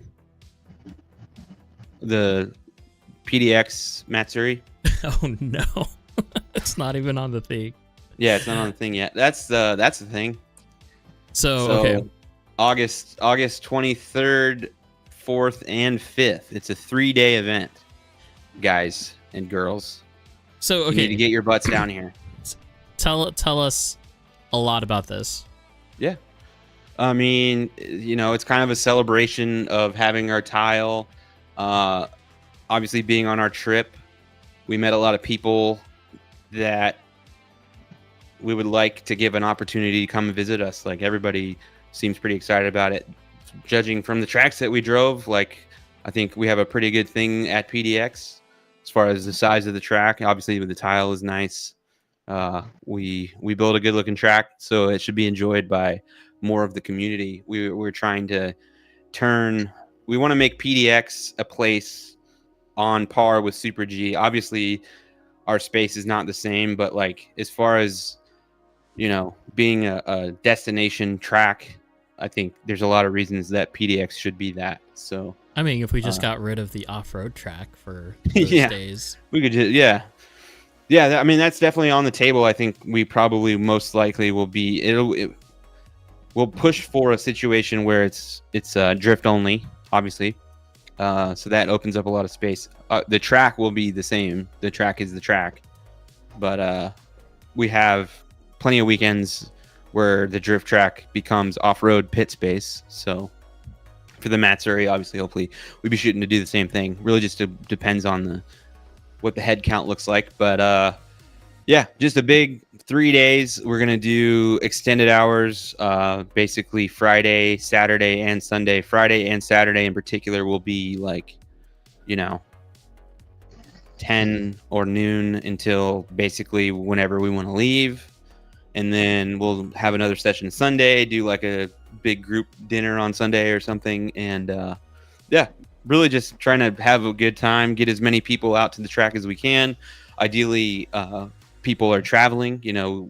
We hang out with each other plenty. We're trying to get outsiders to come experience our track setup and have a good time. We'll do games. We're we definitely already have like at least one giveaway item. We're trying to definitely hook up some more stuff to do a little bit of a raffle. There will be events, games. We're not going to do any type of competition, but you know, your drift limbos, your cops and robbers, what have you, we'll be doing that. So what you're really saying is that we need to like start advertising this thing.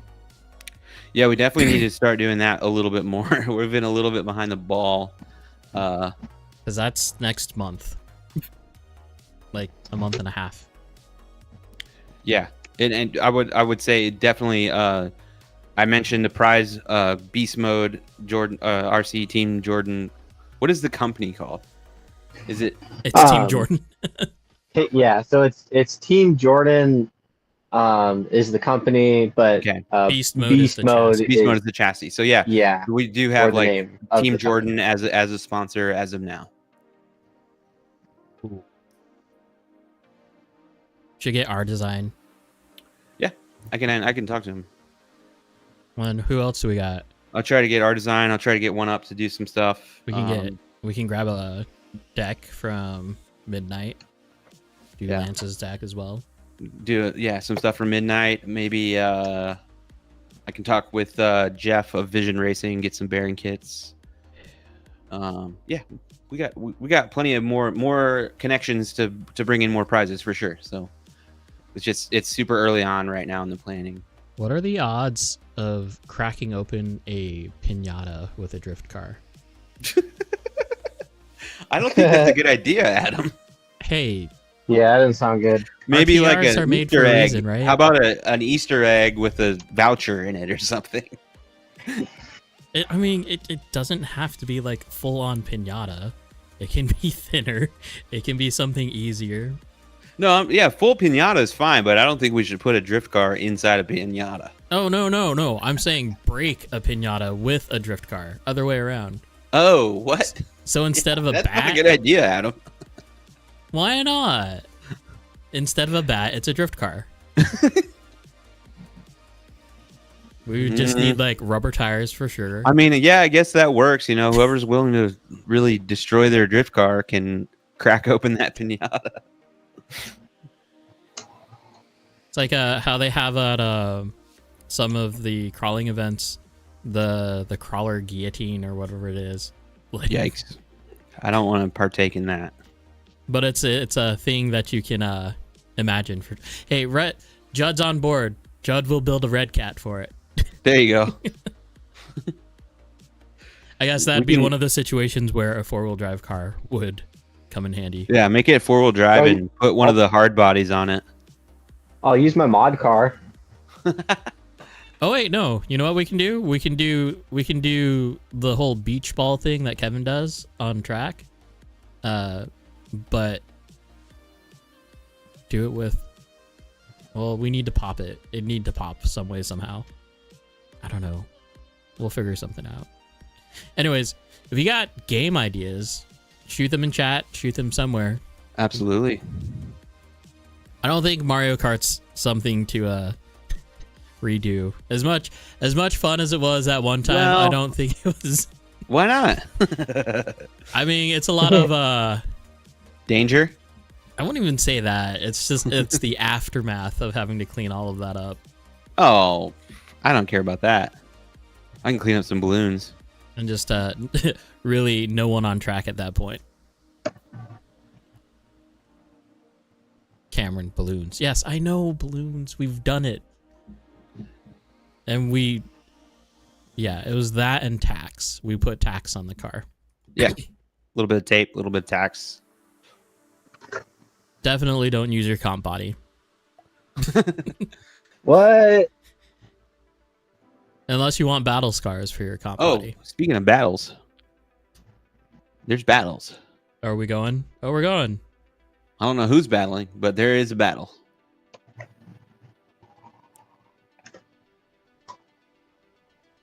Lights. Oh wait, no, that's just his holographic livery.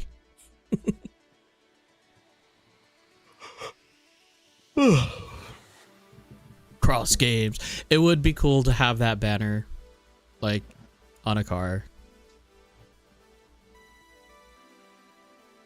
That should be one of the prizes. A banner. No, like a Cross Games livery car body thing.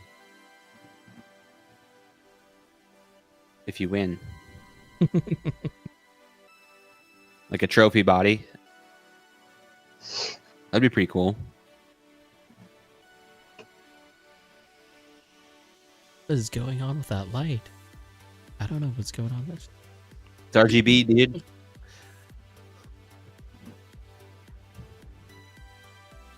Okay.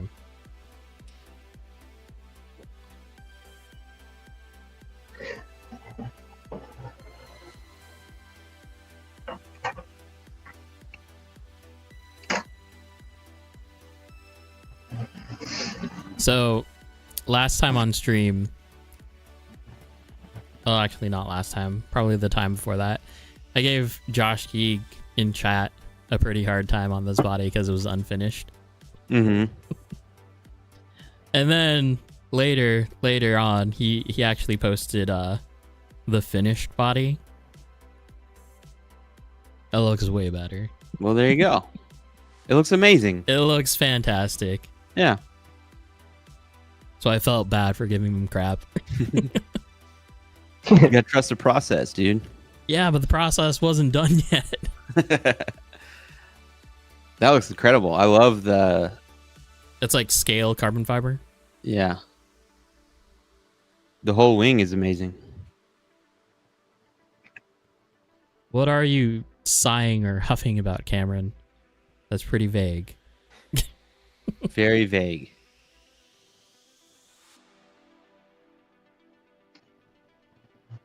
Okay. Cross games. Who do you think is going to win? That was one of the questions earlier. Probably Rio or Junta. You think? Or like Alfredo, Brett.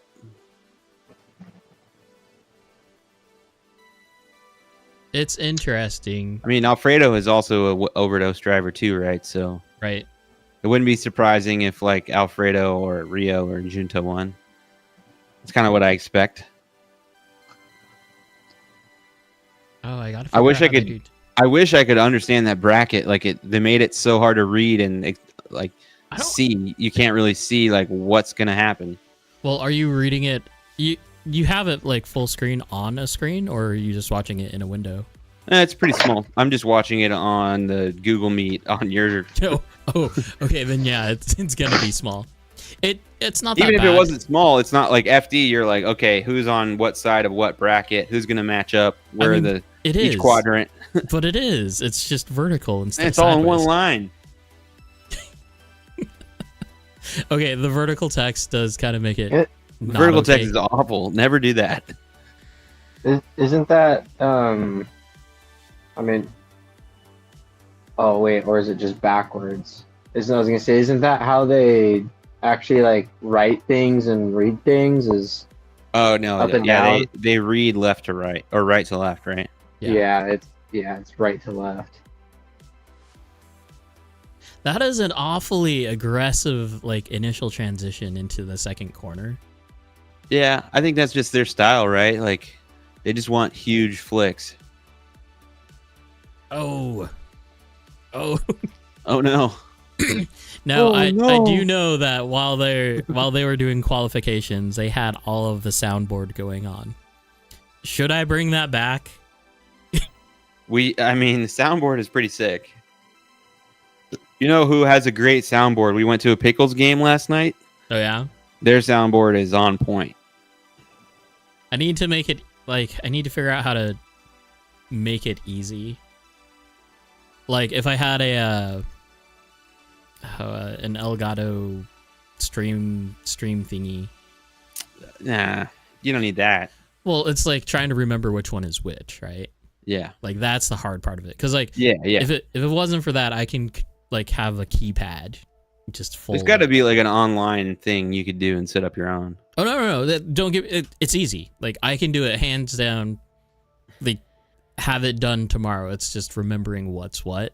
That's what I'm saying. There's got to be like one online where you can like have a visual representation of each one.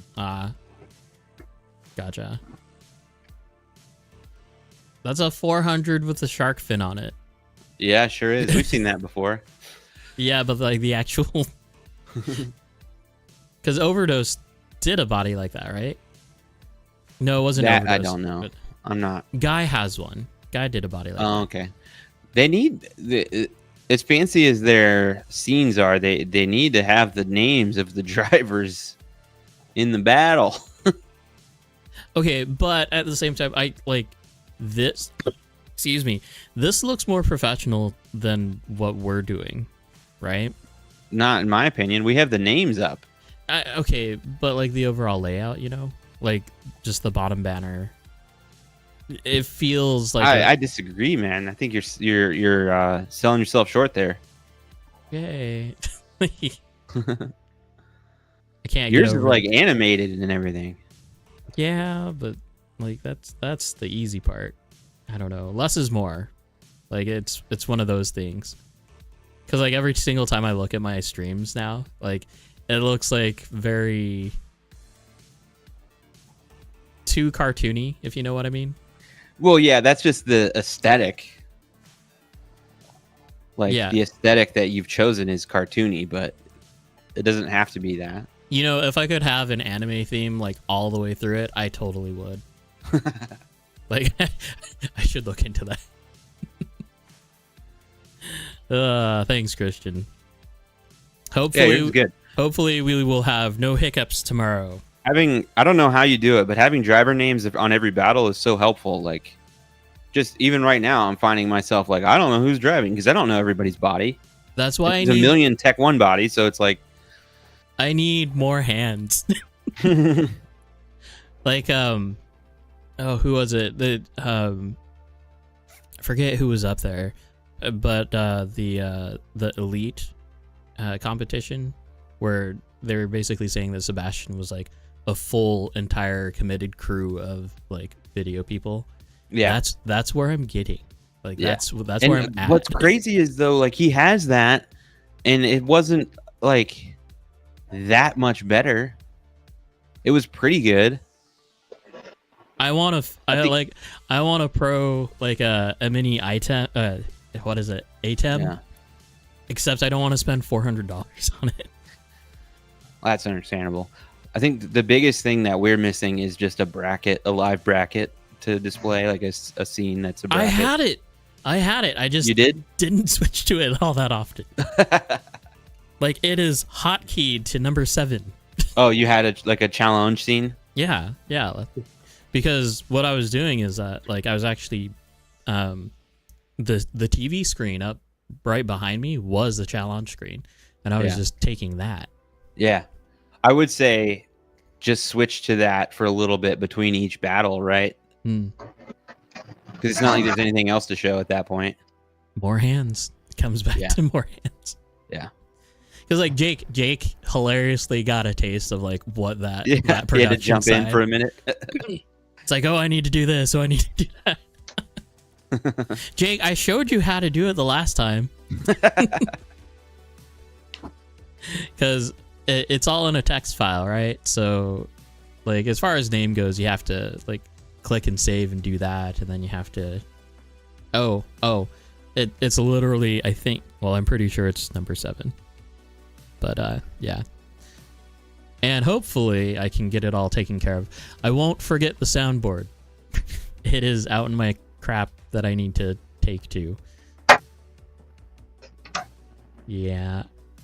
I think I'm not gonna bring any cars tomorrow. Yeah, I don't think I'm gonna bring cars tomorrow. Which will be kind of sad. DJ, is it okay if I drive your cars? Yeah, I mean that's fine with me. They drive. Right? It'll be one less bag that I have to take out to the car. Yeah, I'm officially at that point. Yeah, I kind of am. Because, like, even if I do take my car bag, like, I'm only driving for, like, 10 or 15 minutes during lunch, and that's about that. So, yeah. And I think Jake, if we want to, because I know you have one. You have a GoPro 11, I think. If we get a media mod little case for your GoPro, then we should be able to hook it up to an HDMI and like get top-down view. If we I have a wanted to. 9 too. 9 would work. We would just need the. I have a 3. I think media mod works with 8 and up, and it's only like $80, I think. Oh, Jake, don't you have like the super wide angle lens too? Blam. Nice. See, I thought about it. I'm like, how do we get a GoPro into the mix? Should I bring it? Well, I mean, we need the media mod like case. What's the first. media mod thing? It's a case that allows, like, it goes around the GoPro. It adds like an external microphone, and it has a little input output port. That's what you need, the port. Yep, for HDMI. Got you. So it can be plugged in and stuff. I'm curious if the media mod would fit with the max lens. Because if it does, the max lens is wider than the standard lens. And I bet you we could actually get a pretty good top-down view as long as we set it up and got everything right. I'm down. I'll get one. Now, would we want that or the second chase cam? Because right now we have... Oh, you don't have enough video inputs? I mean, that's the easy part. So we have chase cam, like main chase cam. We have the second camera, which is the wireless camera, which can technically be also chase cam. Just someone needs to run it. But it was mainly being used as a stationary camera. And then GoPro would be top down if we can, which we would either need like a really long HDMI cable or run it wirelessly, which Lance has a spare set of the wireless things. What? I don't think that's going to work. What? The wireless situation. Why not? I mean, that's just more interference for the Wi-Fi, right? I mean, kind of. It wouldn't be on the same bandwidth. Okay. This is a good battle, Fortis and Brett. I mean, it just says Fortis and Brett. First time Did they forward, already first go? time back. Wait, what does that mean? First time That's forward? what I was about to ask. What does that mean? What do we? I mean, obviously, there's an issue with Japanese to English where they don't have all the same words that we do. I mean, I think it's got to be like lead or chase, right? probably so. Here we go. This is it. Oh wait, no. That was a big flick. I mean, maybe he touched the wall, but it's not going to matter, I don't think. Chase is struggling a little bit. That was a big straighten from Brett there. I mean, he was shallow in from There corner it one is. to catch up. Yeah. But, you know, that's not really the style that they're looking for, is the speed, right? They said consistent speed, Mhm. right? And that's probably where the like too much angle would be docked for, because you're braking at that point. We'll see.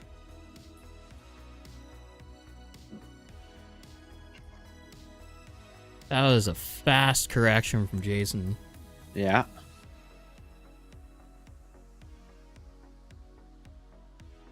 Yeah. Wow. There you go. That was pretty good. Jason definitely had the better follow lap. I think, yeah. My nod would be to Jason for the just better drifting overall. I don't know where they're gonna show who won.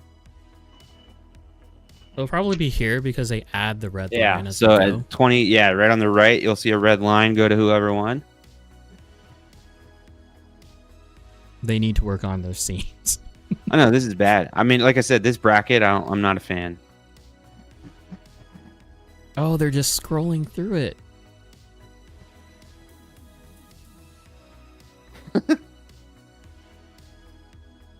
that's kind of genius, to be honest. Like, because every single time I have to type everything in, right? Right. So it's Yeah, they did go to Jason. Nice. Like, I have to go into the text file, save the text file, and it automatically updates into OBS. But just scrolling through a picture kind of makes it nice. Albeit I don't know how they're scrolling through the picture. Matrix bracket. Oh.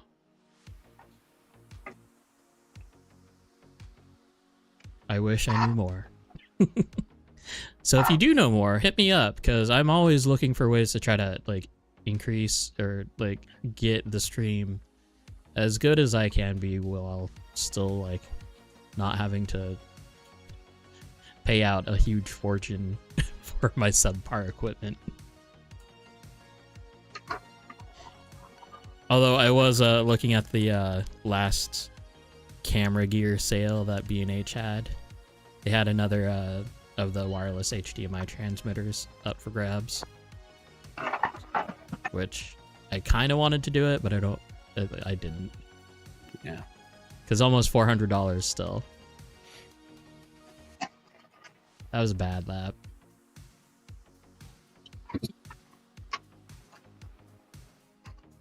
So, you guys, I had an idea.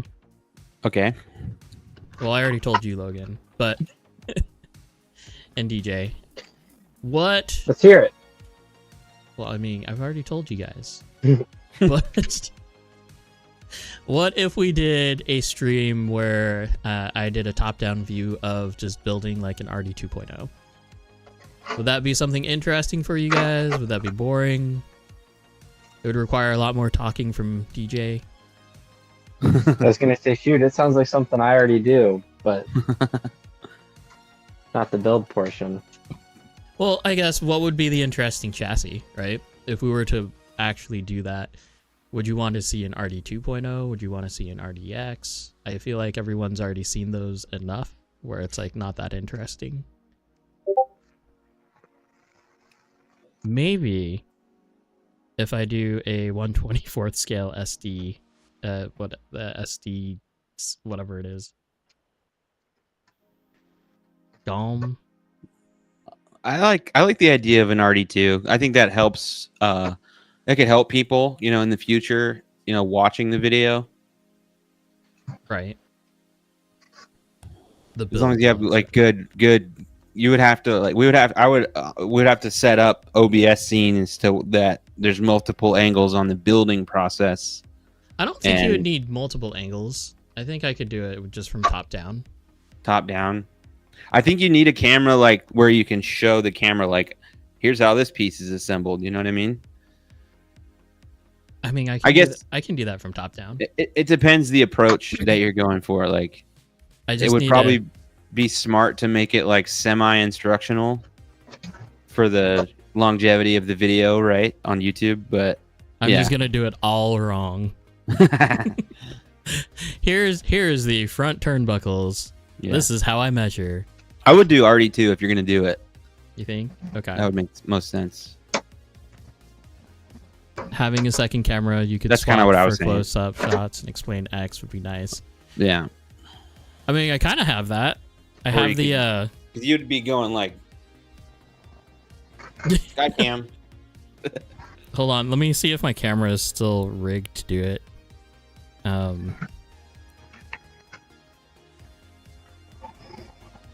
See here, this is what I'm talking about. Like, I have a hotkey to switch things around. I don't remember what the hotkey is. You have to make yourself a map. I really do. I don't even know if I have it. Oh. Christian, I was not watching that one. I'm sorry. Plus number minus. Number key. Do I need to be in? Oh, it's not doing it.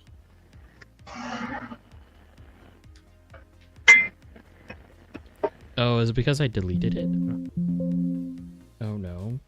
I think, yeah, if you just had the top down and then a second there we cam, go. yeah, like that, where you can, that one's kind of just watching you and you can hold That's stuff up to it. super saturated.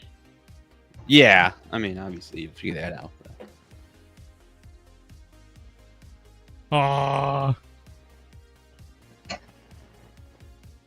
Yes. So yes, we have that option. I think it'd be cool. Plus, I think I'd be kind of jealous. I kind of want an RD2. I don't have a reason to build one, but All right. So what if we did that, but did a raffle buy-in, so I could recoup the money, but then it'd be a raffle. That'd be cool. That'd be really cool. And then it would be built by me. So built by Adam. I don't know the best builder that ever built. I don't know if that actually means anything. I don't know if we would actually make our money back on that, but I mean, I think we would, outside of shipping. Like if we had to ship to Aza, that might screw us up. If Aza wins, we're fucked. It's like, I'll just send you a new chassis, but, and we'll rerun the stream. We could probably talk to Kevin and Yeah. get him to help us out on that. Totally. Gosh, oh my gosh. Maybe, Breaking all actually. things. I don't know. I think he would be down for it. Like, I think he would be down for it. PDX is always on the stream, on the live stream for competition, so who knows? And I totally forgot that we were going to do the whole hot dog things for your drinks, Logan. The what? So, I definitely forgot about that too. oh, Kevin, how does that benefit me? Right? I mean, it is live stream coverage, so there is that. Yeah, I don't know. You're right. What You're were you right, saying fine. about the hot dogs? Oh, so I thought you were here for it was after stream last week. I probably was. I just don't remember. Well, so we'll add hot dogs to your little window as you go on in drinks. Oh, I got you. Yeah. No, that makes a lot of sense. Although that could be an issue once I start like going for high score. You know what I mean? No. Oh, okay. We got Shane and Rio coming up. It's a good one. Let me get back there.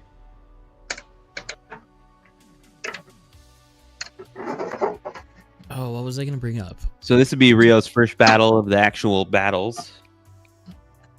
So okay, I had Jordan, not a Jordan that you guys know. He's the guy with the 8.6 that comes up from the south basically to drive in our competitions. He I mean, I know who he is. Yeah. Yeah, So we know who Jordan is. he drives the Yusakani PDS mix, right? That's like it was previously my PDS mix. I sold it to him, and usually when I sell cars, I sell with this stipulation of you better use that car, because I sell it usually at decent prices. This is a great example of long body versus short body. Oh, that was not great contact there from Shane. Shane is the 400. I believe so. Yeah. He's in the chase right now. Yeah. Keep it together. Keep it together, brother. Brother.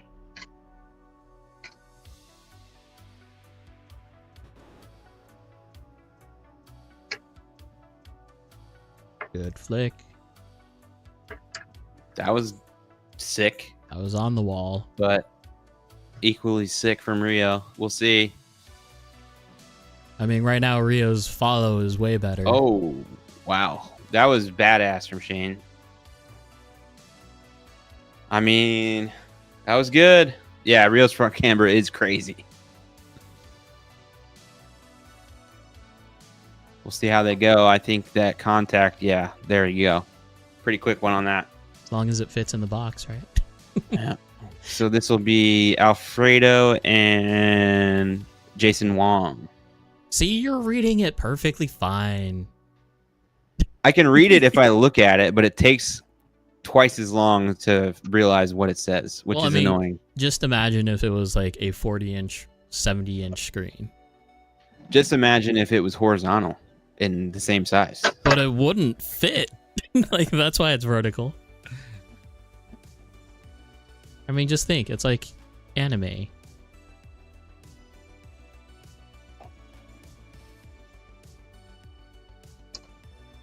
Yeah. If Shane had a better follow first lap around, right? Well, yeah, if Shane didn't slam into him, then it could have been a lot better. I think Shane's lead might have been better. Was it him or was it just smacking the wall? Like, I think I already am not remembering the whole run, but I remember Shane like slamming into Rio, which is not ideal. What is this? Alfredo versus who? Jason Wong. Alfredo also with the crazy camber. Even Jason has a good amount of camber. Is it that crazy though? I think the body is probably like... That's a lot to me. I don't know. It's Gom life, man.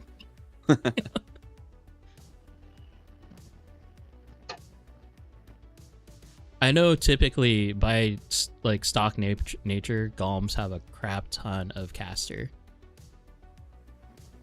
Yeah. Which means the camera gain as you steer is insane.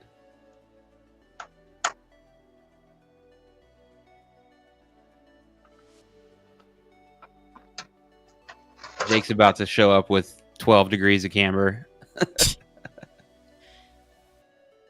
Did you see Honda is coming out with the Prelude? Or is it a Prelude? Or a new Prelude? Yeah, I think it's a Prelude. Yeah, it's not surprising. It looks like a Z400 or a GR. The automotive industry is in the same... They're in the phase of the movie industry, like, starting 5 or 6 years ago of like, all right, bring everything back again. It's interesting to see like high-level drivers still have wheel wobble. Right. Like on the very first qualification run, it was just sitting on the car. Is that like... Sorry, okay. Bottom left corner of the stream, of the Super G stream, is that like an actual thing or is it an animation? That's real. That's IRL. Yeah. They run like 16 plus.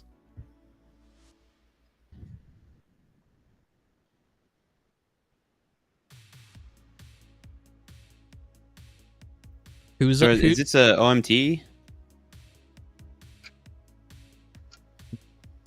I don't know. Looks like an OMT. Who's the Super G body? Jason Wong. Because by SDC teching, it's that wheel poke is 5 mils from the shoulder to the fender, right? It's from the fender, yeah, to the top of the tire tread. Yeah. So the tread is the gray area. Like, is it to the flat part of the wheel or is it to the outer lip of the tire? Right. Is it to the actual tire tread? Because that, to me, the tire tread is the flat part of the tire. Versus if it's to the actual lip of the tire, that's a little bit further out. Right, right. Whoa. That was some angle from Jason on the initiation.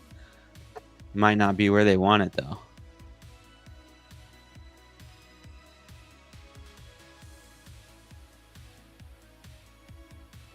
See, okay, in these across the seas like battles, there's always one like inside clipping point where it's like they don't care about like angle at all. As long as you just like garbage. hit it. It's a garbage zone. Yeah.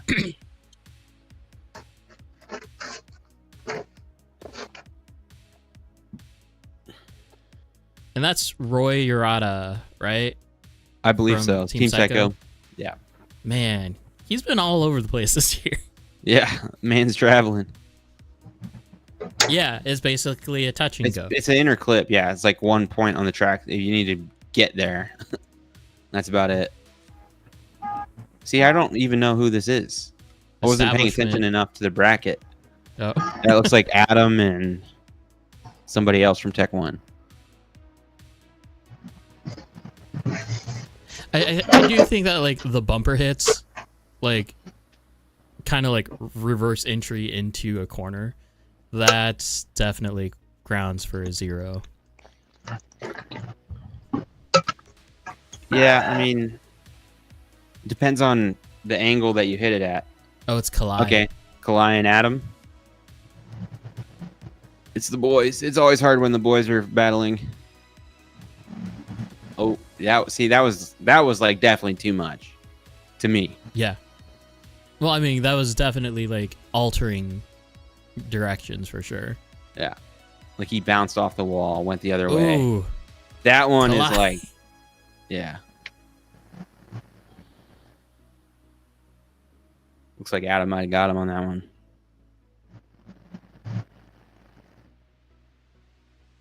So, okay, back to that story. So Jordan like messages me, "Hey, can I ask you a question? You might be mad about it." And he's like, "Would you be mad if I sold the chassis, like your chassis?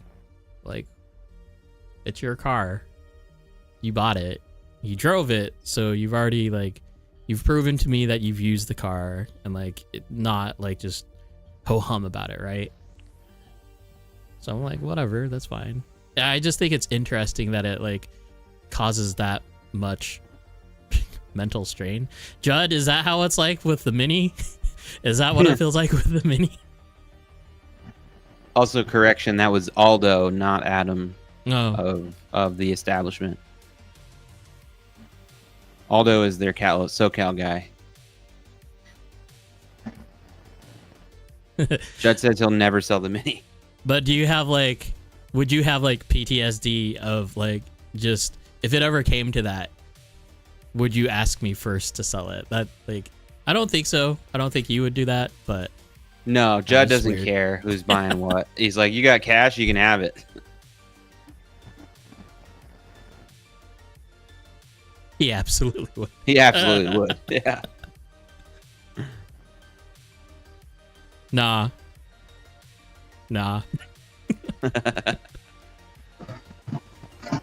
As much as I like that Mini, like it went through quite a few different stages, but like I don't think I'll ever have another Mini outside the ones that I have right now.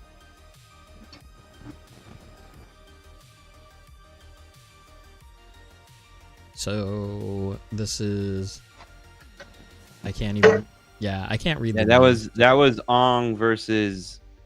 Oh, I'm so lost.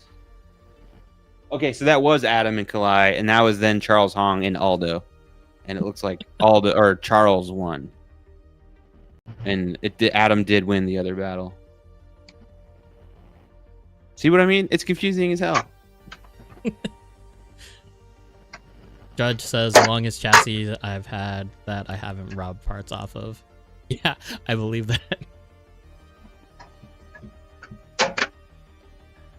And that's the other thing is by the time I figure out who won the battle, they're already switched to the feed again, so I don't know who's battling now. Actually, about this.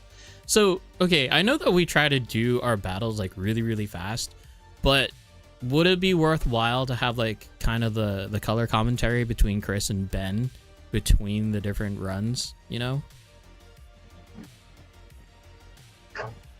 Or No. one of them should do one, and the other should do the other. well, no, like you know what I mean. Or sorry, you don't know what I mean. Sounds like I don't. But like because we're really quick with trying to get from run to run to run, right? Yeah. So if we slow down the competition to give a little bit more time for commentary, that's what I'm talking about. I mean, I don't know. It's like, I feel like Chris doesn't get a chance to talk. Like, yeah, because you want to hear more commentary from Chris for like when the judges are deliberating. Jake, no, I want to speed it up. He wants to speed it up. I mean, it's a fair point to people that, you know, maybe go out early. Like, we want to finish as soon as possible so that people They're can strong. drive Okay. after the event. I mean, that's fair. But That We're is trying to fair. set a world record for the fastest Fastest RC comp drift of event. all time. Okay, then let's just qualify for top 8 and go there. We can just have comp championships. We did our comp Just in an qualify hour and a and half. that's No, we'll follow cross game rules, right? So we'll have first round top 4. We'll have knockout round go to top 8, and then we'll just run top 8. Well, their rules, it's like 64 people entered, only 24 make it into tandem. So like literally this is gonna be over in less than 30 minutes probably. So that's like 80% of the live stream is qualifying. I mean, but Because we're already almost down to top 8. at the same time, though, like that makes it so much nicer to have a shorter format for the. Yeah, I mean, but as far as viewing goes, I would rather watch tandem than qualifying. That's true. I Look still at say FD. random seed, No qualifying, no qualify. just random seed, straight to battles only. Yep. Tandem Tuesday. Yeah, that's what we do on Tandem Tuesday. And nobody's ever happy with it except for like one person. Which one is Vittorio? I believe the Chaser. Could be wrong.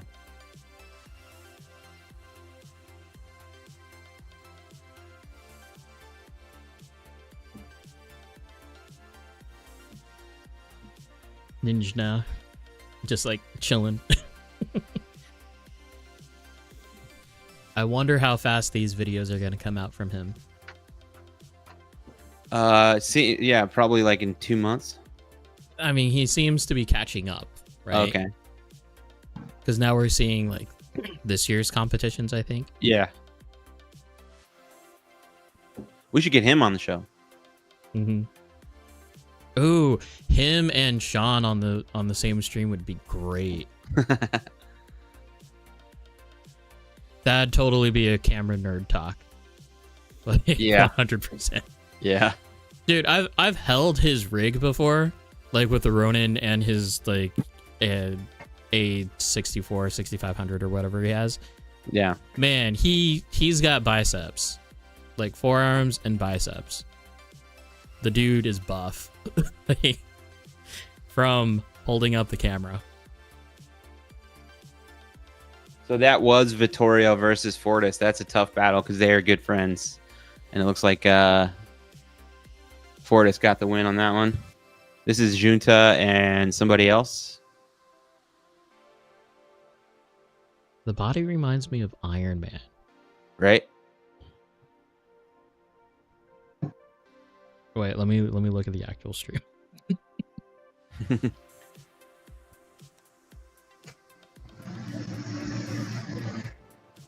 I feel like they take a lot more pride in their bodies than we do, even. Like, Yeah. even though that we have like full liveries. Yeah, I think that's true in real life too, right? Mm-hmm. I couldn't, like, I did the bare minimum to make it look cool, and that's it. After that, I'm like, I don't care. I'm wondering if that's all painted too. Oh, I'm sure most of it is.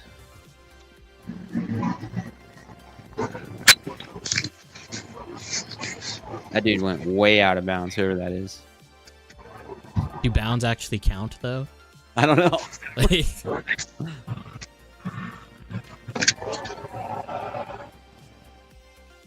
nice. Oh, he tucked it in like a little bit too far in. They probably don't care too much about control over the line. Yeah, it's probably safe. It was probably safe.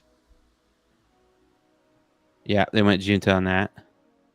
So Rio, Alfredo, Adam. I can't read the last battle here.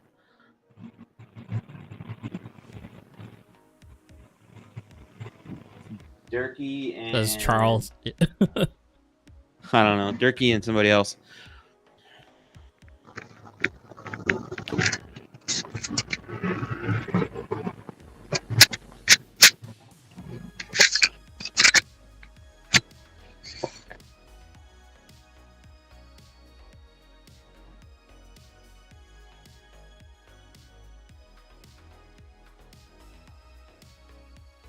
Durkee was TQ.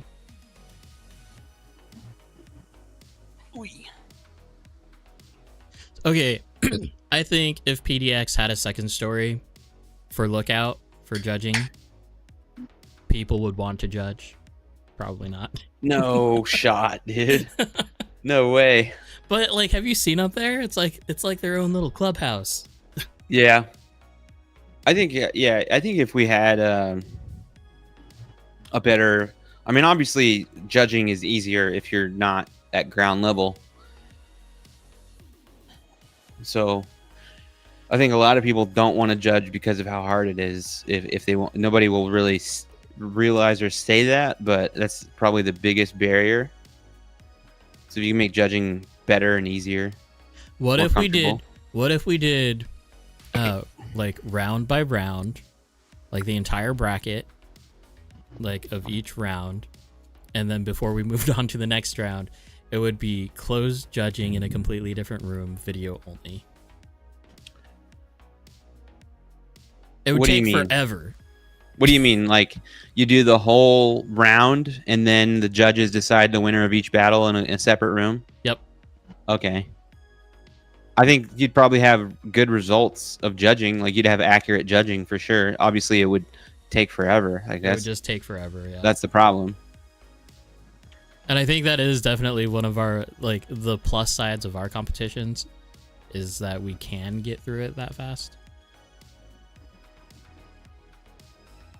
But yeah, there was a comment back then where it was like, well, if it was a bad call and it's a bad call that you can be seen on camera and yet it was called differently, then yeah. So Durkee got that one. So the first battle will be Rio and Alfredo Chan.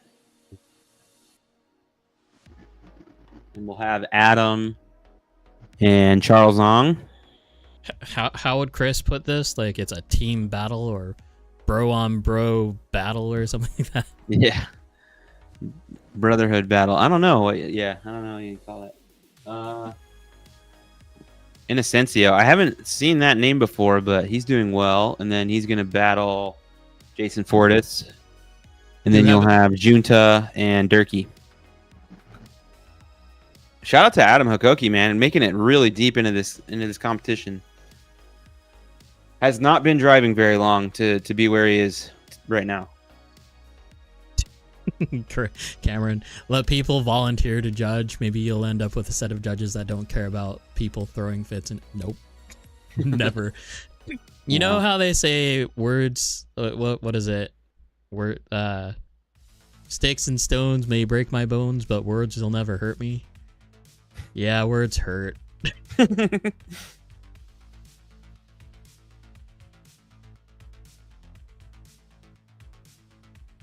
And they're still drifting. That was a pretty wide gap, though, for the follow for Alfredo. Yeah. Alfredo did also bump the wall pretty good. Did it speed him up or slow him down? Maybe it was Rio that did. I don't remember. See how hard judging is? I can't even remember 30 seconds ago. Good transition. I think Alfredo's not flicking as hard as you want to be flicking. Like, this needs to be huge. And it's just kind of slow. Like, that's, I would say, American style. Like, smooth, flowy, big angle, but not a huge... So Jake was actually talking about this, like, that kind of style a while, like, when we were talking about other drivers or, like, people that we want to drive like. How, like, basically they pick an angle and they just sit at that angle, like, and the cars just stay and they hang out. Yeah, Rio got on that one. Mm-hmm. Yeah, I think, yeah, that's the thing, right? Like, you do want to see get to an angle and stay there, but what the American drivers are lacking in this competition is how they get from the transition, right? Like, for how they get from going left to going right. It's not as fast as the judges want to see. High CG all day then. See, like that. Adam took a very smooth, calculated transition to get in that zone. And it was a great line. I just think in this competition, that's not what the judges are looking for. Well, that could be a translation from STC style. Right? Yeah, that's what I'm saying. Like I think it looks like a lot of them haven't really adapted as much to the overdose style as well. So far, the Japanese drivers are, I would say, not running as good as a qualifying as we would judge it, but in their leads, they're hitting that big, fast snap.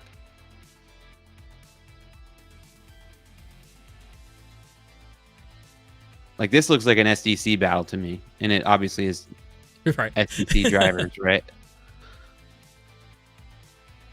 Like, neither of them is taking a risk of flicking. They weren't doing a big snap. They were just comfortably getting to angle. I mean, the first initiation from the Taekwon driver was good. So that's Ryu and that's Charles. Charles Ong got that one. So Charles and Ryu. Yeah. So this next battle is Inocencio and Jason Fortis. Like I said, I'm not familiar with Inocencio. His name is crazy, but it's cool. Charles Ong is one of the slide lines guys, right?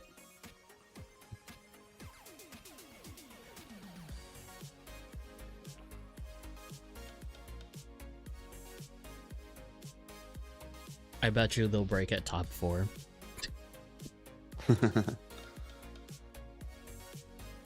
Time for a commercial break. I gotta be honest, like this deep into this competition, I'm not seeing names that I would have expected to see. Bump.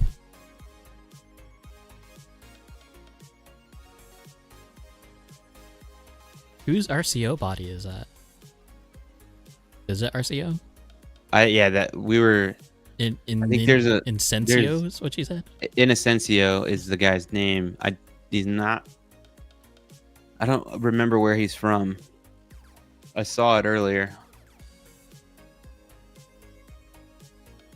He's not of the States? Or is he? No, he is. I think he's from Vegas. Or no, he's from Texas, I believe.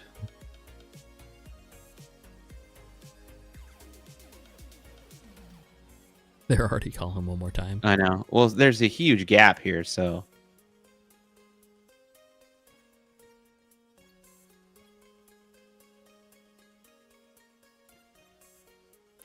Yeah, I mean, I know which way I would go there. The specified style is the most important part. Yeah, the judges are going to tell you what they want to see, and whoever does that the best is going to move on. So, yeah, it looks like Fortis got the win on that one. Or no, did he? He hasn't yet. We'll see. Yeah. I agree with that. Yeah, so was not an RCO body. That's just a Super G body.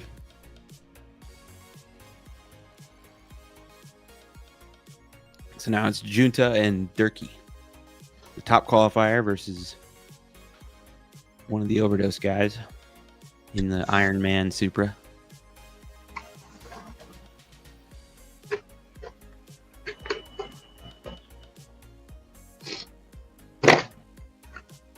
See how much faster these guys are getting to angle? I could blame that on Galm Life. Like, 100% actually. Yeah. Because knowing the angle of the steering, like of what it gets to, it's nowhere as far deep as like a Shark or whatever other steering rack that you want to put on. And I think that's why I didn't like it as much, because of that. Yeah. I think there's a well, I do love the whole premise of this competition. Like, it's awesome to do.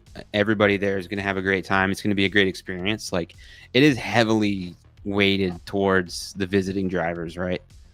They're putting in the track. It's their judges. I mean, sure. It's their style of driving. It's their style of tuning.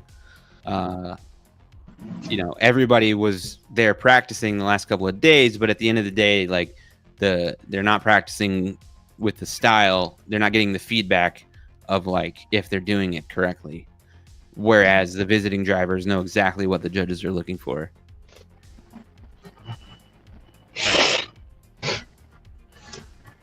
I mean, and it's good for that as well. It's kind of funny though, because this is definitely like not home track advantage. It's just home style in that. Well, sense. isn't it? I mean, it's the same surface.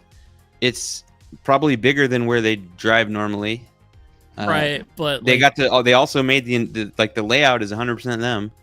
Right, which is why I'm saying like their style as far as that goes. But it's still not home track, right? It's You're definitely in the crowd of so they strangers. OMT'd that too. Yes, yeah. There is some uncomfortability, right?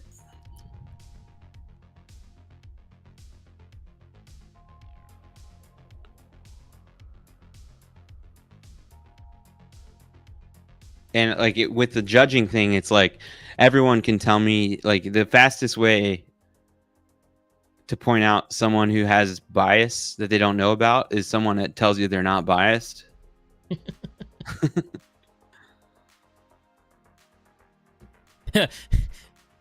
Still, Rio hit the wall twice. That's allowed. That's in the actual stream chat. Super G stream chat.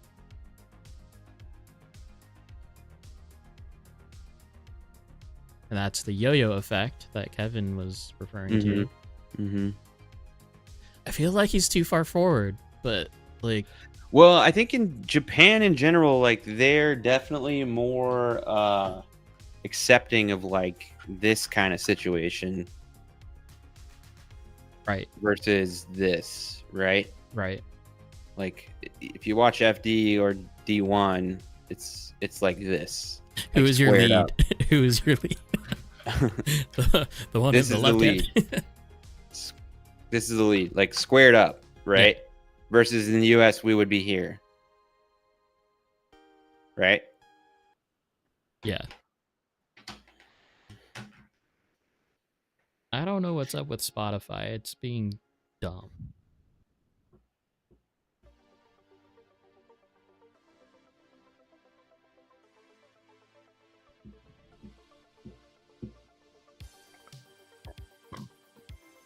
So it looks like they gave that to Junta.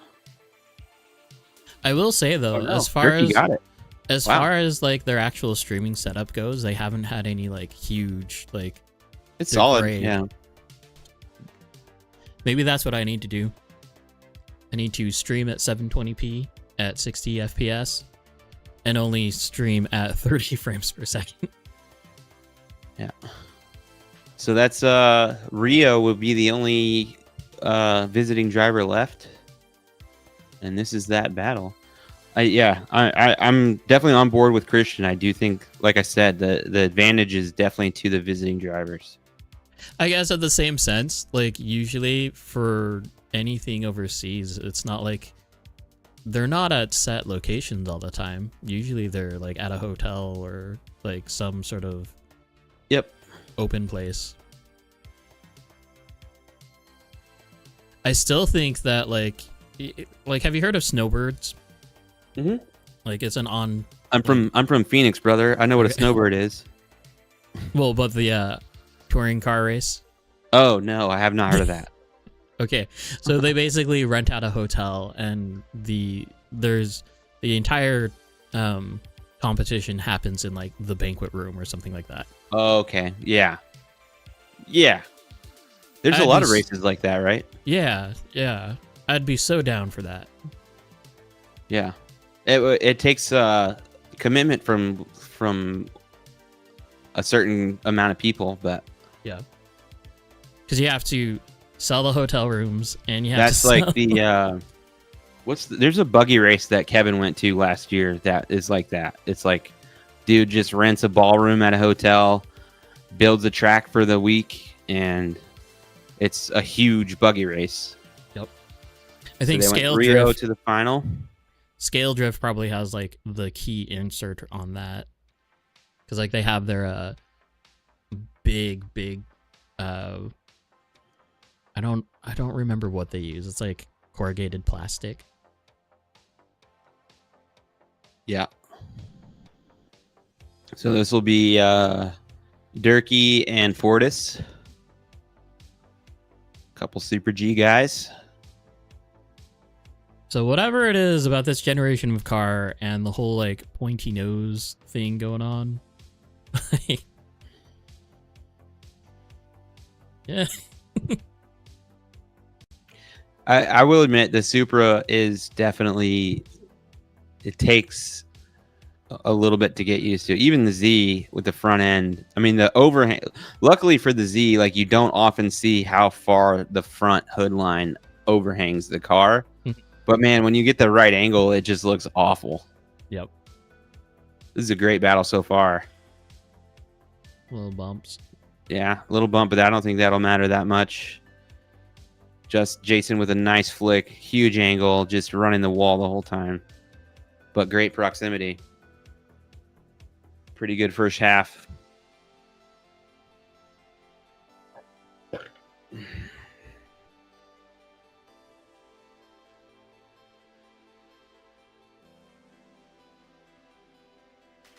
Christian says, so I think Rio's style of chasing is lacking a little bit of angle, and that's not penalized on their rules, it seems so. No, I 100% agree. And if you were watching the qualifications there... Oh, no. That could be it for Jason. He did not let him transition at all. Oh, I don't know what that is in the rules. Bumper tap? It was like literally like they never even crossed ends because Jason was there the whole time. He just like tried to transition, didn't, and then went back into the next turn. So that's going to probably go, yeah, to Durkee.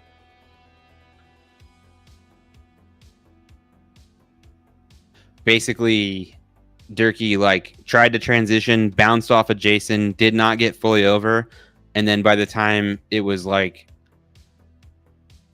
you know, by the time he recovered from the bounce, it was already time to initiate back in. So he never actually, they never crossed nose to tail. Well, at least we have some international battle going on here for finals. Yeah, for the final, yeah, it'll be. Oh, this is third place. Okay. Yeah.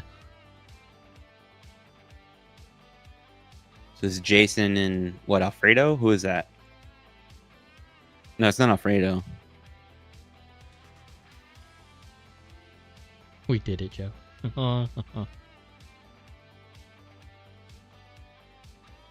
It is very interesting to see like state to state style, like STC style, and then mix it up with overdose style. And this is probably, I don't know, are these guys coming back for finals or for worlds? I wouldn't be surprised if they are. That would be interesting to see how they do in that. Like, I think if they're driving the style that they are, they probably can handle our style just fine. It's like easier almost. I don't think our style is any easier. Yeah. Because there's that many more things that you have to think about, like as far as qualification, driving clean. Yeah, that's true. Like any of these wall bumps. You're done. So Jake's bet is Joe. Joe Durkee for the final. I could vibe with that. Joe's been driving amazing. I'm surprised that this is the first day I've ever heard of that name.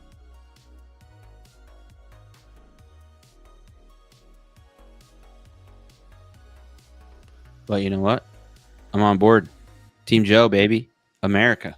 Let's do it. Merc. It's only 10:30. Cue up a bald eagle gif. I bet you anyone that's here at this competition, they're like, oh, it's only 10:30. Holy crap. I know. Well, if it was a normal SDC at 10:30, you'd be like, all right, it's almost time to drive. No, it's not even that. It'd probably be like, oh. Time for Suiso battles. Time to do that's what I'm saying. It's almost time to do, we're finally starting tandem at 10:30. Oh, no. Sorry, I meant to do that. Yeah, so they went, I don't know who won third place. I have no idea. It is not on the bracket. It's not on the screen.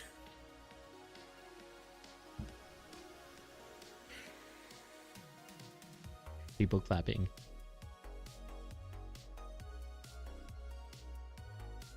I bet you their transition, they're having the same trouble that I'm having when switching over to like a different, from a camera to like a set screen. All right, here we go. Durkee chasing, Rio leading. Huge flick from Rio. He does tap the wall. That was a lot of contact. That was a lot of contact. See that? Okay, interesting. That's not great.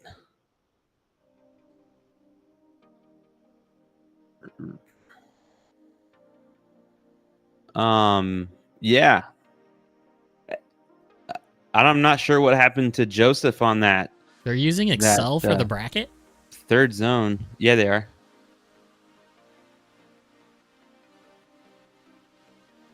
Well, for what it's worth, or whatever it's worth, like, that was not a good follow. Yeah, So, no. Whatever happened in this area on the other run was very weird. good snap, good initiation. That was a good snap for that one. Rio did not have a good snap here. That was proximity. similar. Yeah. They're going to probably go with Rio on that.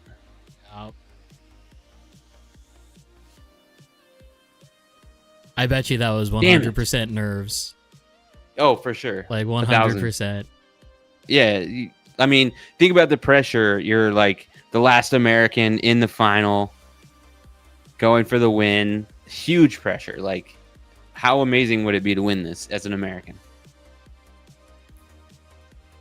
Nope. Rio got it. Most likely. They will announce ceremony. I would. It would be hard for me to see them giving that to anybody but Rio. Well, yeah, and it's not even a one more time. Yeah, exactly. And if it was a one more time, then judges are biased. Like, very biased. Damn. I mean, there's people in. Yeah, incredible drive for sure by Joe. This chat is looking. What's the rest of that chat look like?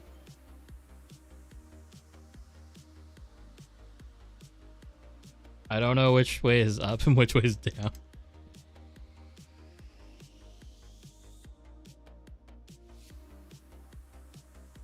Oh, it's down. Yeah, down is definitely. That's it.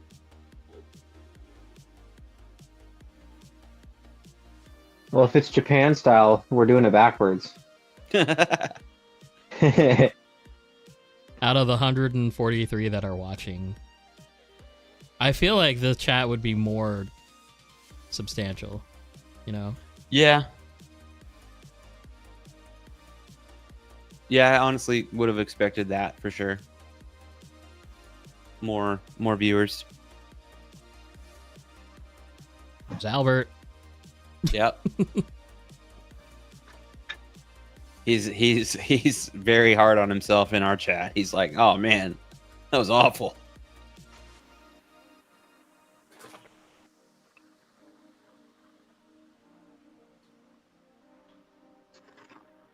Torio. Yep. Joseph Vittorio, the other owner of Super G. I don't know their names like between the two. So of Joey's them. right here in front. Steve. This is Joey. Okay, yeah. So Joey's the one that's always on the mic. Rich. So Rio wins. What a surprise. I mean, okay, he's a world champion, right? Oh, look at this little graphic. Oh, here you go. Here's how you'll see. River's very upset with me. I feel like they're using like Windows XP with that graphic style of the window.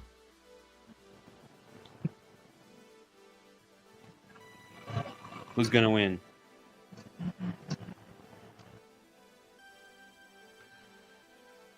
You stink, dude. You're stinky.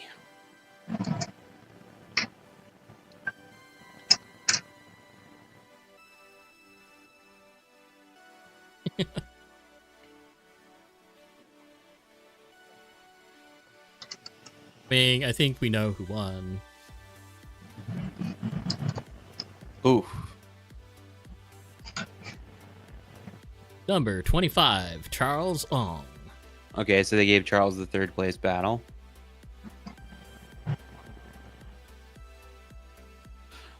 What's funny is we're complaining so much about the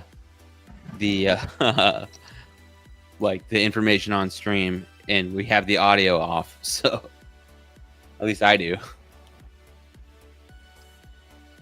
I mean, I'd rather it be off.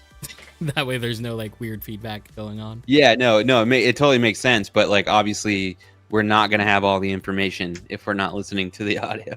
That's fine. It's fine. Yeah, so Rio got the win. Should we start using numbers in our competitions? What do you mean? Like using number like 35 is Charles Ong. No, I don't. We don't need numbers at all. I don't know why we have numbers. It makes for that half a second of things that you can talk about, or 25. Number 11, Joseph Durkee. Number 64, your winner, Rio. Too bad he doesn't have the foxtail. Let me at him, dude. Let me at him. Okay, who brought like bowling shirts, like shop shirts into the mix? You're telling me, dude. I like the look, but I don't know I don't. where it came from. It's not necessary or cool or anything. Where you don't work in a garage. We're driving toys.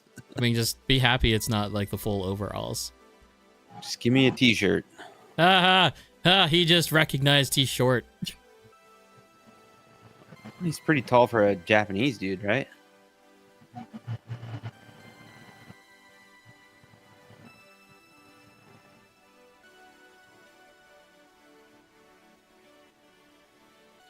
So I believe Rio won UK, right? I don't know, to be honest. It wouldn't surprise me. Oh, look, Asian peace sign.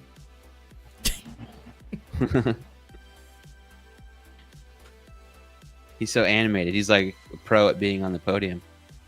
I wonder what everyone's age is. What do you mean? Like, what are people thinking? No, like, as far as how old everyone is.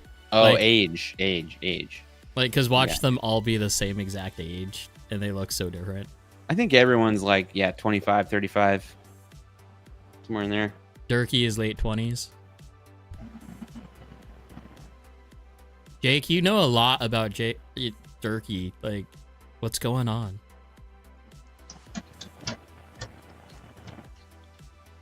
Jake's going on 40.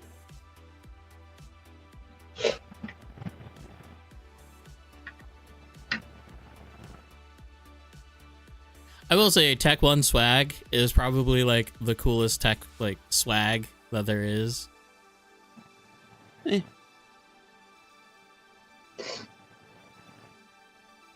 Until James like releases like new hats and whatnot. Yeah, so Rio did win. They did Cross Games Europe in October of last year. They also did a Cross Games Europe in 2019. Rio did not win.